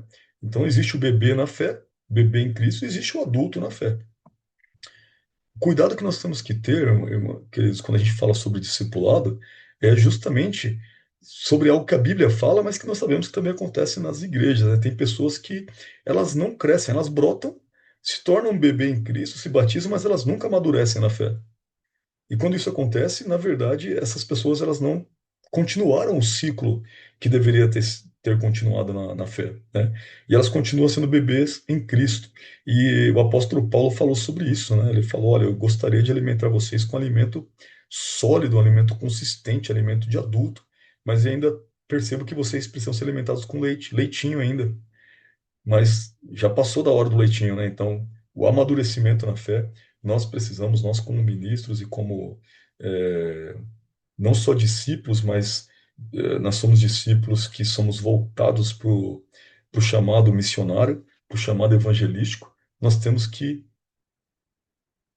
garantir que nós mesmos não somos bebês espiritualmente falando, e nós temos também que garantir que as pessoas que estão envolvidas no discipulado não sejam elas bebês, porque um bebê não pode de fato cuidar de outro bebê, né? Precisa de uma maturidade maior para discipular. Então, olha só que coisa interessante. Assim como uma pequena planta ela precisa de algumas coisas para que ela possa crescer, né? Uma sementinha ela nasce, cresce assim bonita, olha só, a luz do sol, mas para que aconteça esse brotar, né? Esse nascer, florescer, né? Da planta, ela precisa de alguns elementos. Esses elementos são água, luz, nutrientes, está vendo? E o novo cristão precisa deles para crescer forte, saudável em Jesus. E é claro, a gente não pode esquecer de um elemento que não está sendo mencionado aqui, mas que ele não só existe, mas como ele é muito importante. Para crescer, essa planta, além de água, além de luz e além dos nutrientes que existem na terra, ela precisa de uma coisa, de um elemento é, fundamental. Ela precisa de tempo, né? O que vai fazer essa plantinha crescer é o tempo. Esse é um fator. Sem tempo, ela não cresce, ela continua do jeito que ela está aqui na foto. O tempo precisa passar e ela começa a crescer. Então tem que ser monitorado o tempo de crescimento. E essa referência à planta é referência ao discípulo. Se vocês tiverem aí a folha ou mais uma folha em branco, vocês podem aplicar, né, essa ferramenta agora, ou se não, vocês podem simplesmente aplicar em outro momento. Mas prestem bem atenção no que significam esses números, essa ferramenta 411. Então, por que 411? Envolve quatro, ele representa quatro perguntas que serão feitas. O número 1 é porque elas vão ser feitas em uma folha de papel. E o outro número 1 significa que essa conversa é uma conversa de 1 hora. Então, olha só que coisa interessante. Nessa fase de discipulado, a gente não vai mais estabelecer uma conversa de 15 segundos, onde você só encontra com alguém e fala de Jesus para ela. Não, chegou a hora de ter algo mais profundo agora. Então, o 4-1 é para que você tenha essa sessão de, no mínimo, né, fazer essas quatro perguntas, separar a folha de papel em quatro partes, né? Então, ela vai ter uma folha de papel só, mas nós vamos escrever em quatro lados, e 1 hora é o que é necessário para poder transmitir esta mensagem. Claro que eu vou falar para vocês de uma maneira bem resumida, né? Mas quando essa conversa aqui for entrar em prática com alguém, ela deve durar cerca de 1 hora, tá bom? Então, primeira parte aqui que está ensinando que você pode fazer, e agora não é nós que simplesmente vamos pegar uma folha de papel e dobrar e preparar, mas a gente vai entregar uma folha de papel para a pessoa que está sendo discipulada, para que ela possa ela mesma preencher, né? Baseado naquilo que a gente viu. Então, olha só que interessante. Primeira etapa, pega uma folha de papel, pode ser uma folha sulfite, né? Uma folha em branco ali, no sentido longitudinal, igual está aqui, e dobra ao meio. Né? Então você vai perceber que dobrando a folha ao meio, nós temos agora quatro lados, né? Tem dois lados externos, né? Lados de fora e dois lados de dentro. Então tem quatro lados. Então estamos falando em quatro perguntas, uma folha de papel, 1 hora. 4-1. Primeira coisa, dobrar a folha. Então tá aqui a folha de papel, uma folha de papel. Agora você vai começar a fazer as perguntas para a pessoa, né? Olha só que interessante, ó, a primeira pergunta. Agora que você foi batizado, por que é importante compartilhar o evangelho? Então, parece um absurdo quando a gente olha e verifica que nós temos pessoas dentro das igrejas, né, que estão há 1 ano, 10 anos, 20 anos na igreja, seguindo o evangelho, às vezes até fazendo algum trabalho dentro da igreja, mas ela não compartilha o evangelho. E a gente percebe que algumas pesquisas que são feitas mundialmente falando, elas mostram que cerca de 20% dos cristãos eles compartilharam o evangelho uma ou duas vezes durante a sua vida inteira. E só 5% dos cristãos compartilham ativamente o evangelho em cada oportunidade que eles têm. Então, esse número ele é absurdamente pequeno. E por que que isso acontece? Porque muitas vezes nós fomos discipulados da maneira incompleta, não diria errada, mas incompleta. Quando a gente acabou de discipular a pessoa, por mais estranho ou absurdo que pareça, a pessoa creu, ela foi batizada, ela já está apta para poder compartilhar o evangelho, para poder compartilhar o pouquinho que ela sabe. Né? Ela chegar e dizer: olha, Jesus mudou a minha vida, eu fui para a igreja, eu fui batizado, está muito melhor a minha vida agora, eu oro, eu falo com Deus, já é suficiente para ela ganhar uma alma para Jesus. Então, como é que a gente faz esse discipulado, então? Fazendo 4 perguntas, por isso que é 4-1-1. Primeira pergunta: por quê? Mas por que o quê? Você vai perguntar para a pessoa: por que compartilhar o evangelho? Por que que é importante compartilhar o evangelho? A segunda pergunta é: com quem? Então, primeiro você vai falar para ela: ó, é importante que você compartilhe o evangelho, essa é a prova de que você crê, é a prova de que você está feliz com Jesus, com a sua nova vida. Tente ganhar alguém para Jesus, tenta trazer alguém. Eu vou dizer uma coisa, viu, irmãos? É mais fácil a gente ver uma pessoa nova convertida trazendo um amigo para a igreja do que um crente antigo que está ali há 20, 30 anos na igreja e não traz ninguém, nem a família. Não convida nem para visitar a igreja num dia que vai ter um churrasco lá. Mas você vê um novo convertido, ele tem uma tendência a falar: não, você tem que ir lá comigo, você vai na minha igreja, eu vou te mostrar, porque ele está empolgado, ele está vivendo aquela alegria, né, do novo, de estar com Cristo, de estar no meio dos irmãos. Para ele parece ser mais fácil, mas olha só, temos que ensinar isso desde o início e temos que também que trazer um despertar quando o Senhor preparar para aqueles que já estão há muito tempo na fé, mas ainda não compartilham o evangelho, portanto eles estão na fase bebezinho aqui, ó, não chegaram a brotar ainda, né? De acordo com o que a gente está estudando aqui, alguém que brotou já aproveita as oportunidades que tem para compartilhar o evangelho. Primeira pergunta: por que compartilhar o evangelho? Porque é esse o seu papel, esse é o papel de todo cristão, é esse cumprir o ID de Jesus, é isso que vai fazer com que todos aqueles que ouvirão a palavra sejam salvos, né? Como ouvirão se não há quem pregue? Então vamos pregar nós, você que acabou de se converter, eu. Então a gente viu uma pessoa que chegou na igreja, acabou de levantar a mão, acabou de se converter, já fala: bora para o evangelismo? Bora! Então vamos lá que você vai ver como é que é. E a pessoa que acabou de ser evangelizada já está evangelizando alguém. Então isso é uma maravilha. Com quem? É a segunda pergunta. Pergunta número 2. Compartilhar o evangelho com quem? Precisa ter essa resposta. E olha que interessante a resposta do. Resposta número 2. Com quem eu vou compartilhar o evangelho? Essa pessoa que está sendo discipulada deve perguntar. Né? Depois, a terceira pergunta é: o quê? O que você vai compartilhar? Tá bom, compartilhar o evangelho, mas qual que é o conteúdo? O que que eu vou compartilhar afinal? São perguntas que um discípulo está sendo discipulado para poder compartilhar o evangelho na simplicidade e no pouco conhecimento que ele tem, mas é, não são que o Senhor e o Espírito Santo já vai estar distribuindo e vai estar dando para ele. Então, pergunta número 3 é: o que compartilhar? E a número 4, quando? Então, olha só as perguntas que são, né? Número 1, por quê? 2, com quem? 3, o quê?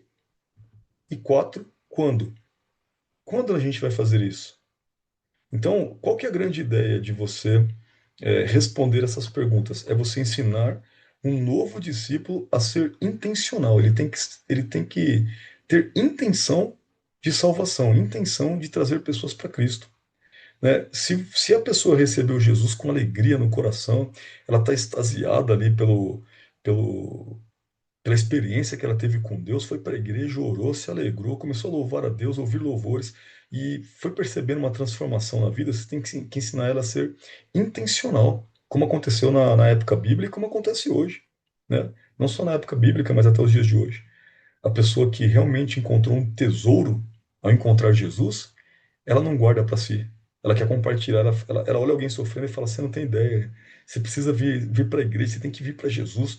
E ela começa a ficar nessa empolgação. Então, ensinar o discípulo a ser intencional. Intencional significa: tem duas possibilidades para um crente. Aquele que não tem intenção nenhuma de pregar o evangelho, de compartilhar Cristo, ou que Cristo venha salvar alguém através dele. E o outro que é intencional. Ele tem uma vida cuja intenção é ganhar almas para Cristo, é a salvação de vidas, é cumprir a vontade de Deus. quer que todos sejam salvos. Então, criar discípulo intencional. Então vamos lá, por que compartilhar o evangelho? Aí tá, a passagem está aqui, né? 2 Coríntios 5, 17 e 21. E agora esse exercício que vocês podem estar fazendo ou desenhando agora ou fazer em outro momento, né? Na apostila vai estar ali algumas partes em branco para que possa ser preenchido. O que que vocês vão fazer, né? O que que a gente vai fazer? Né? Primeira pergunta, por que compartilhar o evangelho? A gente olha para o que diz na palavra de Deus, e quando a gente puxa a base bíblica e começa a fazer esses desenhinhos que estão sendo mostrados aí, a gente vai ter uma estrutura para poder apresentar para as pessoas o sentido daquilo que a gente tá falando. A pessoa precisa saber quem ela é agora, ou seja, criar uma identidade com Cristo. Né? Quando a Bíblia fala que nós somos embaixadores de Cristo na Terra, eu vou até dar um exemplo para vocês. Tem muita gente que às vezes fala na igreja, a gente canta louvor, dizendo nós somos embaixadores de Cristo, nós somos embaixadores do Evangelho, mas a pessoa não sabe o que é embaixador. O que que é um embaixador? Nossa, tem que ir lá na internet, no dicionário, entender o que é embaixador, senão não dá para a gente declarar uma identidade para alguém. Então envolve bastante ensino, né? Recebeu a cruz de Cristo, a Bíblia diz que quem está em Cristo, nova criatura é. Então, mostrar para a pessoa, um novo ser, é uma nova pessoa transformada. Mas ela não está nessa terra, nesse mundo quebrado, para ser um ser humano comum. Mas ele é um embaixador de Cristo na terra. Embaixador aqui no Brasil, né, significa uma pessoa que, ela, sendo estrangeira, ela representa, né, o seu país dentro de outro país. Então, se a gente for na embaixada americana, que fica lá na Paulista, aqui em São Paulo, nós vamos perceber que lá tem um embaixador. Então é uma pessoa, é um cidadão americano, e o embaixador americano, dentro daquela salinha onde ele está, é considerado território americano. Né? É a embaixada americana no Brasil, assim como nos Estados Unidos ou na Austrália, por exemplo, tem a embaixada brasileira. Se alguém entrar na embaixada brasileira, vai ter um brasileiro. Aquele território é considerado Brasil, dentro da Austrália, e ali, naquele pequeno território, aquela pessoa está ali para poder representar o povo brasileiro. Então ali ela está representando um território, uma outra terra, não aquela daquele país onde ela está. Então embaixador é isso, embaixada, já compreendeu. Agora você vai entender que você é embaixador do Evangelho, você é embaixador de Cristo. E isso vai trazer o entendimento, não só entendimento para a pessoa, mas vai trazer também uma identidade. Essa é a coisa mais importante, a identidade. E a identidade de um cristão que está sendo discipulado, ela não pode ser roubada, né? Quando a gente está discipulando alguém, a gente sabe que a gente não pode, a gente está numa batalha, a gente não pode permitir que Satanás venha e roube o evangelho, roube a semente que foi plantada no coração dessas pessoas, né? Mas, pelo contrário, que venha a ser preservado. Então, é isso. Primeira pergunta, por quê? Estuda a passagem bíblica, mostra o que que é ser nova criatura, mostra o que que é ser embaixador e mostra para a pessoa que está sendo discipulada essa identidade em Cristo que ela tem, né? Então, está mostrando aqui agora, né, o próprio desenho que vocês podem estar desenhando à mão e fazendo. É muito mais interessante pegar uma caneta e desenhar do que pegar isso aqui, imprimir e mostrar para alguém, né? Porque daí fica muito automático. Mas aqui é só o treinamento. Mas quando vocês forem falar com alguém, quando eu for, eu vou tentar lembrar, você também vai fazer esses desenhos, puxa na caneta, né? Ou olha no celular para poder lembrar um pedacinho, depois vai desenhando para a pessoa, mas coloca isso, só vai dando explicação. Nova criatura significa embaixador, embaixador significa nós estamos nessa terra, mas não somos daqui, né? Nós não pertencemos aqui, nós somos peregrinos, né? Nós estamos de passagem, e a pessoa vai criar essa identidade com Deus, sabendo que ela está aqui no mundo, ela tem um papel aqui no mundo, que é representar Cristo, representar a glória. E aí, a primeira pergunta ela fica já respondida, né? Por que que é importante compartilhar o evangelho? Porque é isso que agora identifica você como cristão. Essas palavras, se fossem ser discutidas num culto, na igreja, numa pregação, é uma palavra dura, porque se eu chegar e falar para alguém, você compartilha o evangelho, você que é crente muito antigo, não, eu não compartilho, eu nunca compartilho o evangelho com ninguém, eu tenho vergonha, eu não tenho jeito para isso. E eu chegar e falar, puxa, mas é isso que dá a identidade de Cristo. A única coisa que te identifica como cristão é não se envergonhar do evangelho nem de Cristo e compartilhar. Então a pessoa talvez vai se entristecer, vai ser um chacoalhão, e nós precisamos chacoalhar as pessoas para que hajam agentes de missão, de evangelismo dentro das igrejas, das nossas igrejas. Então, o que que identifica uma pessoa como cristã? A identidade dela é o compartilhar o evangelho. Então, por que compartilhar? Resposta: identidade. Segunda pergunta: com quem compartilhar o evangelho? E agora, quando a gente pergunta com a pessoa, é uma dúvida que ela tem, mas eu vou pregar para quem? Quer dizer, eu vou falar para quem? Ou, se eu tiver a oportunidade, eu vou falar o que eu vivi, vou dar meu testemunho para quem? O que que eu faço, né? Com quem eu falo? É a pergunta número dois. E a resposta, olha só, uma coisa que você já conhece. Quando a pessoa perguntar com quem, ou você mesmo, ela nem perguntou, você tá forçando com que ela se faça essa pergunta. Com quem eu vou compartilhar o evangelho? Então você vai treinar esse discípulo, você vai discipular esse discípulo para que ele mesmo construa um mapa relacional. Então você vai olhar, ó, existem pessoas que estão próximas de você, mas que são muito longe de Deus. No seu círculo de amizade, família, trabalho, vizinhos, né? E aí você começa a ensinar o discípulo a orar. Olha que coisa linda, irmãos. A volta ao mundo que a gente está dando aqui, para chegar no mesmo lugar. Ó. Ensina o novo discípulo a orar constantemente por essas pessoas. E além disso, ensina ela a identificar uma pessoa de paz. Você imagina só que a gente acabou de aprender uma coisa, acabou de aplicar nesse discípulo, e agora ele já está identificando uma pessoa de paz e construindo um mapa relacional? Isso é possível. Ela não precisa de anos de evangelho e curso de teologia. Ela só precisa pegar o ciclo de amizade dela, e muitas vezes algumas pessoas nem falam nada, elas só fazem assim: vamos para a igreja comigo, você não vai se arrepender, vamos lá ouvir a palavra. E a pessoa leva ela para a igreja para ouvir a palavra, porque ela nem tem o que dizer, ela fala: eu nem sei o que te falar, mas eu sei o que te fazer, como Felipe fez ali com Natanael, né? Ele foi, trouxe e apresentou ele para Cristo. Ele não pregou para Natanael. Ele só falou assim: ó, vem cá que eu vou te apresentar Jesus de Nazaré. Né? Então, muitas vezes, uma pessoa que é nova convertida, ela só vai trazer a pessoa para a igreja, ou ela só vai trazer essa pessoa para alguém que discipula ela, ou que evangelizou, ou o pastor, ou seja quem for, uma irmã, né? E aí, o que que vai acontecer? Essa atitude da pessoa vai estar alcançando vidas que estão no mapa relacional delas. Então, quando chegar na segunda pergunta, com quem? Mas com quem que eu vou compartilhar o evangelho? Para quem que eu vou mandar uma mensagem de WhatsApp? Ou um testemunho? Quem que eu vou convidar para a igreja? Você vai ensinar ela a construir um mapa relacional e pôr o nome das pessoas que fazem parte do mapa relacional delas, e principalmente vai ensinar ela como orar, vai orar junto com ela por essas pessoas. Às vezes alguém se converte e ela começa a ter conflito no meio da sua família, né? Frequentemente isso acontece, né? E a pessoa fica ali sofrendo com os pais, às vezes com os irmãos, com os filhos, porque entrou numa religião agora e a pessoa é até perseguida. E ela precisa pôr o nome da família dela aqui e começar a orar por elas e você orar junto com elas. E isso faz parte do discipulado. Então, segunda pergunta: com quem se deve compartilhar o evangelho? Resposta: construa um mapa relacional que rapidinho vai estar aí o nome das pessoas com quem o evangelho será compartilhado. Aí vem outra pergunta agora: o que compartilhar? Eu vou pregar o quê? Eu nem sei falar, eu nem conheço a Bíblia, eu nem sequer estudei ainda a palavra de Deus. E aí, olha só o que que essa pessoa vai apresentar. Você fala: ó, você vai dar um testemunho de 15 segundos.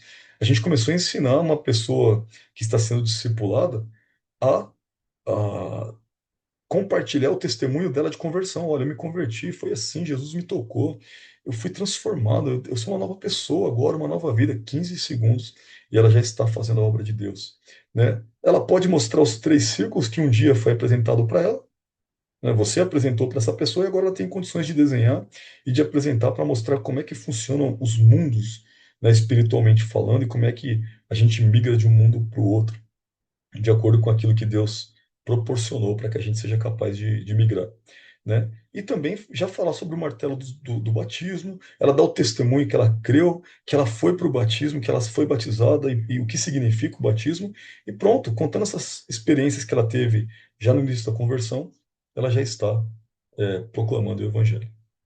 Eu sei que quando a gente escuta, né, falar assim, a gente pensa, nossa, não parece fazer muito sentido para mim eu pegar uma pessoa nova convertida e colocar ela para pregar o evangelho. Pregar o evangelho é para missionários, isso é para alguém que tem preparo. Mas a verdade é que é mais ou menos assim que acontece na palavra de Deus, né? Como a gente falou na outra sessão sobre a mulher samaritana, né? Que ela estava ali tirando água do poço e Jesus despertou a curiosidade nela, né? E falou: Você não sabe com. Se você soubesse com quem você está falando, mulher, você ia pedir água da vida e ele te daria. E aí, quando ela percebeu que Jesus revelava, né? O Espírito Santo agia na vida dele e ele sendo profeta, assim como ela o reconheceu como profeta, ela foi e trouxe pessoas para Jesus. Imediatamente ela disse: Olha, é esse, eu preciso mostrar a vocês. Ele está aqui, Jesus está aqui, um homem poderoso, especial, mudou a minha vida, ele me revelou toda a minha vida, e ele está ali, perto do poço, e trouxe pessoas imediatamente. Então ela não teve tempo de se preparar, ela só agiu, né? Então, este é um conceito. Claro, com muito cuidado, muita sabedoria, mas nós devemos discipular, já plantando no coração da pessoa a responsabilidade que ela tem em dar continuidade à proclamação do Evangelho. Quarta e última pergunta é: quando você vai fazer isso? Né? Como a gente viu lá, quando é uma pergunta importante, não só o que, mas quando, mas com quem, né? Também o porquê são as perguntas-chave. Quando que nós vamos fazer isso? Então, precisamos ser discipuladores que ensinam os discípulos, né? Ensinam os novos convertidos a serem intencionais, né? Olha só, nome, data e hora. Você pode, quando a pessoa perguntar, ou você mesmo vai estabelecer a pergunta, quando? Quando que você vai fazer essas coisas que estão sendo propostas? Por exemplo, está sendo proposto que a pessoa crie um mapa relacional na hora, é para já. E está sendo proposto que ela ore. Então ela pode colocar o nome, ela pode pôr uma data e uma hora em que ela vai estabelecer um período de oração para essa pessoa. Fazer um plano de oração, uma campanha de oração por essas vidas, né? Depois ela pode chegar e marcar quando que eu vou fazer, quando que eu vou compartilhar o evangelho, quando que eu vou falar sobre esses círculos. Ela pode planejar um encontro, uma data, uma hora, ou aproveitar uma oportunidade em que ela sabe que essa família, que essa pessoa vai estar junto, se for da família dela, ou um colega de trabalho. Talvez ela não vai por data nem hora, ela vai esperar a próxima oportunidade. Talvez ela possa marcar um encontro, então vai ter data e hora. Então, ela pode estabelecer um quando isso vai acontecer, quando que ela vai treinar, né? E agora você percebe que a gente deu uma volta e chegou no 411, né? A pessoa mesmo que recebeu essa informação, essa pequena cartilha que foi criada em uma única folha, né? Mostrando a ferramenta, quatro perguntas, uma folha em uma hora, ela já entendeu, ela já tem condições de fazer uma dessa. E agora a pergunta é quando começar, né? Essa pessoa que se converteu, ela tem condição de trazer um amigo, de trazer alguém, e essa é a hora que a gente vai saindo, né, dessa etapa, né, de discipulado, e a gente começou agora a envolver mais pessoas, a trazer mais pessoas para perto, formar um pequeno grupo. Esse tipo de estratégia de abordagem é o que trouxe o crescimento para todas as igrejas desde da primeira existência da primeira igreja de toda a face da Terra, né? Então, é algo que realmente funciona. É sobrenatural, eu não posso dizer que isso é natural, porque alguém que acaba de se converter e tem sede e começa a falar de Jesus é uma manifestação sobrenatural do Espírito Santo. Então, nós temos que orar para que as pessoas recebam isso e sejam, de fato, né, intencionais, né? Quando a gente coloca, né, essas etapas, né, a resposta do quando, e coloca ali, olha, existe o orar, existe o compartilhar, existe o treinar, existe algumas atitudes, a gente tá falando de uma coisa extremamente importante. Essa pergunta ela é importante para tudo que a gente deseja empreender na nossa vida. Sabe quando a gente fica assim, puxa, esse ano eu preciso fazer uma coisa. Nossa, esse mês eu preciso não sei o quê, mas a gente nunca coloca em prática. A gente sempre vai adiando, adiando, adiando, e quando percebe aquilo não vai acontecer, e a gente sempre fica no planejamento. Por que que isso acontece? Porque a gente não definiu o quando, a gente nunca fez essa pergunta para nós mesmos. Então existe uma coisa interessante e muito importante. Fez um mapa relacional? Você quer que uma pessoa seja evangelizada? Está orando por ela? Quer alcançar essa pessoa? É muito importante nós primeiro nos perguntarmos quando que eu vou fazer isso? E por data, ó, vai ser esse dia, tal hora eu vou fazer, eu vou compartilhar, eu vou orar nesse propósito, eu vou pedir fortalecimento para Deus E ó, perguntar quando significa fazer acontecer. A coisa vai acontecer, ela vai sair do planejamento do papel. Então, esse é o modo que nós devemos aplicar nas nossas vidas e é o modo que nós devemos também discipular, né? Ferramenta 411. Quatro perguntas, uma folha de papel e por uma hora é possível a gente fazer uma discussão, a partir de uma hora, né? Fazer uma discussão, fazer esses desenhos nos quatro lados que tem, colocando as quatro perguntas e entregando para a pessoa um papel que ela pode guardar de recordação, ela pode guardar no coração. Você dobra e fala, guarda para você, isso aqui eu fiz com muito carinho para você. Daí eu escrevi esses desenhinhos aqui e essa estratégia para que você possa também compartilhar aquilo que você recebeu de Deus, porque eu te amo, né? Eu quero muito o seu bem e eu sei que quando uma vida se chegar a Cristo através de você, você vai sentir a alegria que eu estou sentindo agora. Então, você vai despertar nessa pessoa, né, o desejo desde o início da sua conversão de já pregar o evangelho e já ganhar vidas para Jesus. Esta foi a última ferramenta de hoje. Se vocês quiserem falar, nós ainda temos alguns minutinhos. Por favor, fiquem à vontade para fazer algum comentário ou perguntas.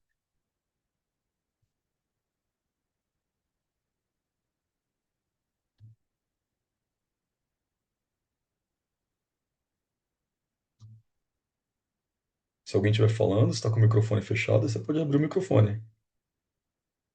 Se alguém quiser fazer alguma colocação em relação, especialmente essa parte do discipulado, podem ficar à vontade. Mas hoje nós chegamos aqui no terceiro quadrante e chegamos na ferramenta 6, que é a ferramenta 411. E, portanto, são 12 ferramentas. Chegando na ferramenta 6, nós atingimos aqui a metade desse treinamento. Qualquer comentário é bem-vindo agora. Fiquem à vontade para abrir o microfone e comentarem. Estou.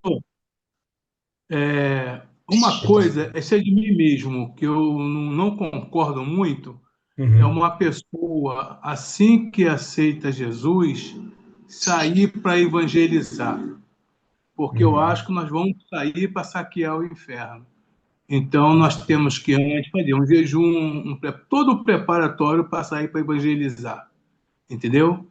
Então, de repente, se a pessoa não está ainda segura de tudo, sair para evangelizar, pode haver uma manifestação do demônio e ela se ficar nervosa, preocupada, ou o inimigo atacar essa pessoa mesmo. Então, eu prefiro, na minha opinião, que essa pessoa fique na igreja orando, tá? Sendo discipulado direitinho, para depois, então, e sair para o evangelismo. Ela pode fazer o evangelismo na Jerusalém dela, que é na família, na parentela, entendeu? Ali ela pode começar, não indo para a rua, entendeu? Para poder fazer esse evangelismo que o inimigo, o diabo, ele não brinca de ser diabo, o negócio dele é a vera. Deu para entender, pastor? Só me perdoe. Muito, muito claramente, pastor. Deu para entender assim. Pastor, eu concordo com o que o pastor falou plenamente, porque quando a gente fala em discipulado, que é esse último ponto que a gente apontou agora aqui, a gente está falando em cuidado, né? Como a gente mostrou a plantinha, e isso que o pastor falou significa cuidar do discípulo, né? Não pode, a gente não pode esquecer que a gente está falando de um bebê em Cristo, né? E expor esse bebê, né, a condições. Isso vale tanto para o mundo espiritual, como o pastor mencionou, né? Expor ele numa batalha onde é necessário que haja maturidade na fé para poder enfrentar. Você está expondo uma criança a uma luta de adultos, né? Então não se faz isso. Pelo contrário, a gente tem que preservar.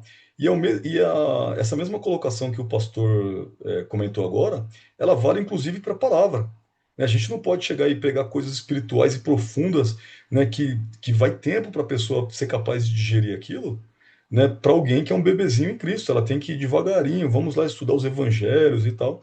Então, tudo tem que ser dado tempo. Por isso, essa questão da plantinha lá não é só sol e nutrientes e água que é necessário para a planta crescer saudável, mas é necessário também o tempo. Então, concordo plenamente com o pastor. Agora, a questão sobre evangelizar.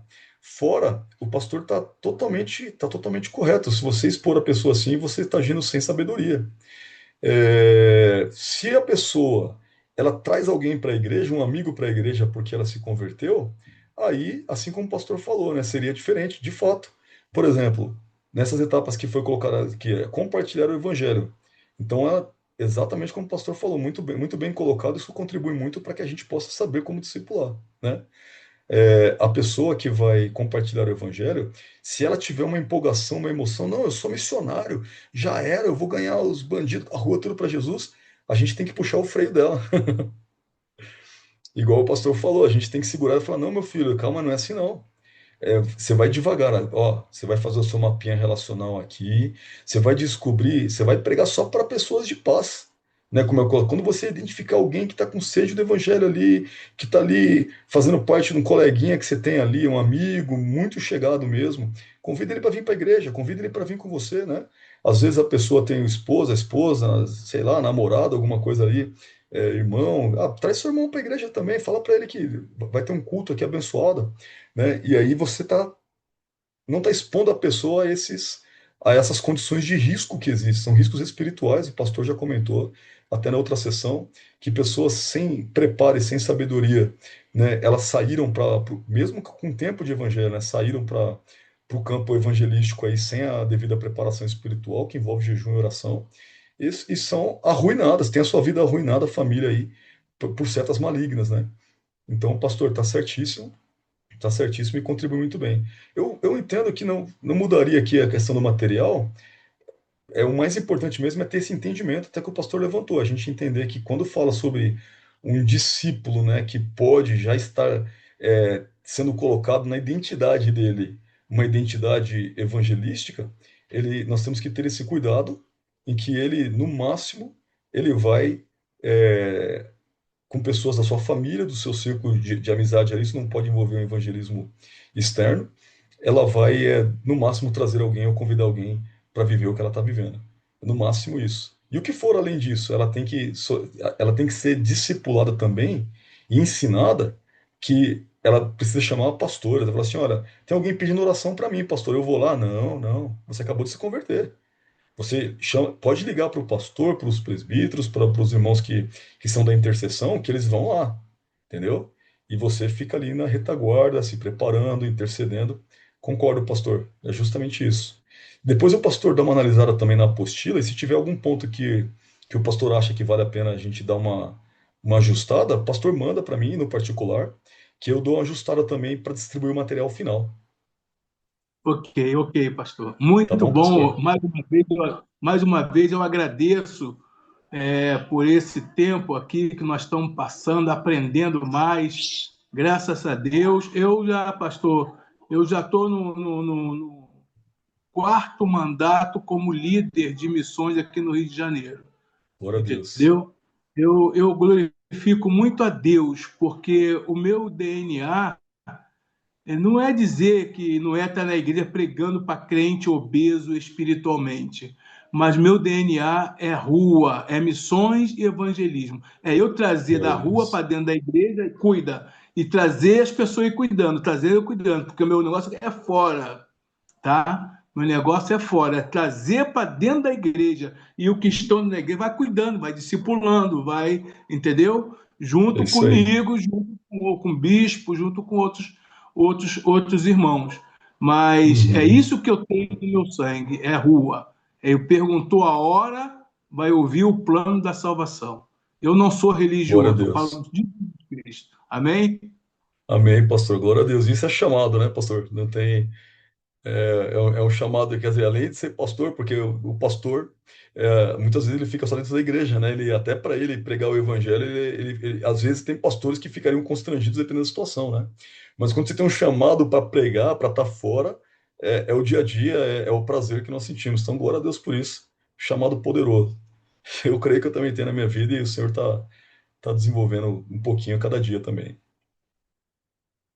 Glória a Deus, pastor. Muito obrigado pela contribuição aí, não só o pastor Paulo, Bispo Valdir, Araceli, todos que participaram aí, o Leandro, e os que assistiram também. Se tiverem dúvidas, se tiverem alguma contribuição ou gostariam de discutir, lá no grupo de WhatsApp que nós montamos, podem compartilhar, ou se você estiver assistindo esse vídeo e quiser compartilhar alguma pergunta ou comentário, ou quiser fazer parte de um grupo de discussão, fique à vontade que nós compartilharemos o link para que vocês participem, tá bom?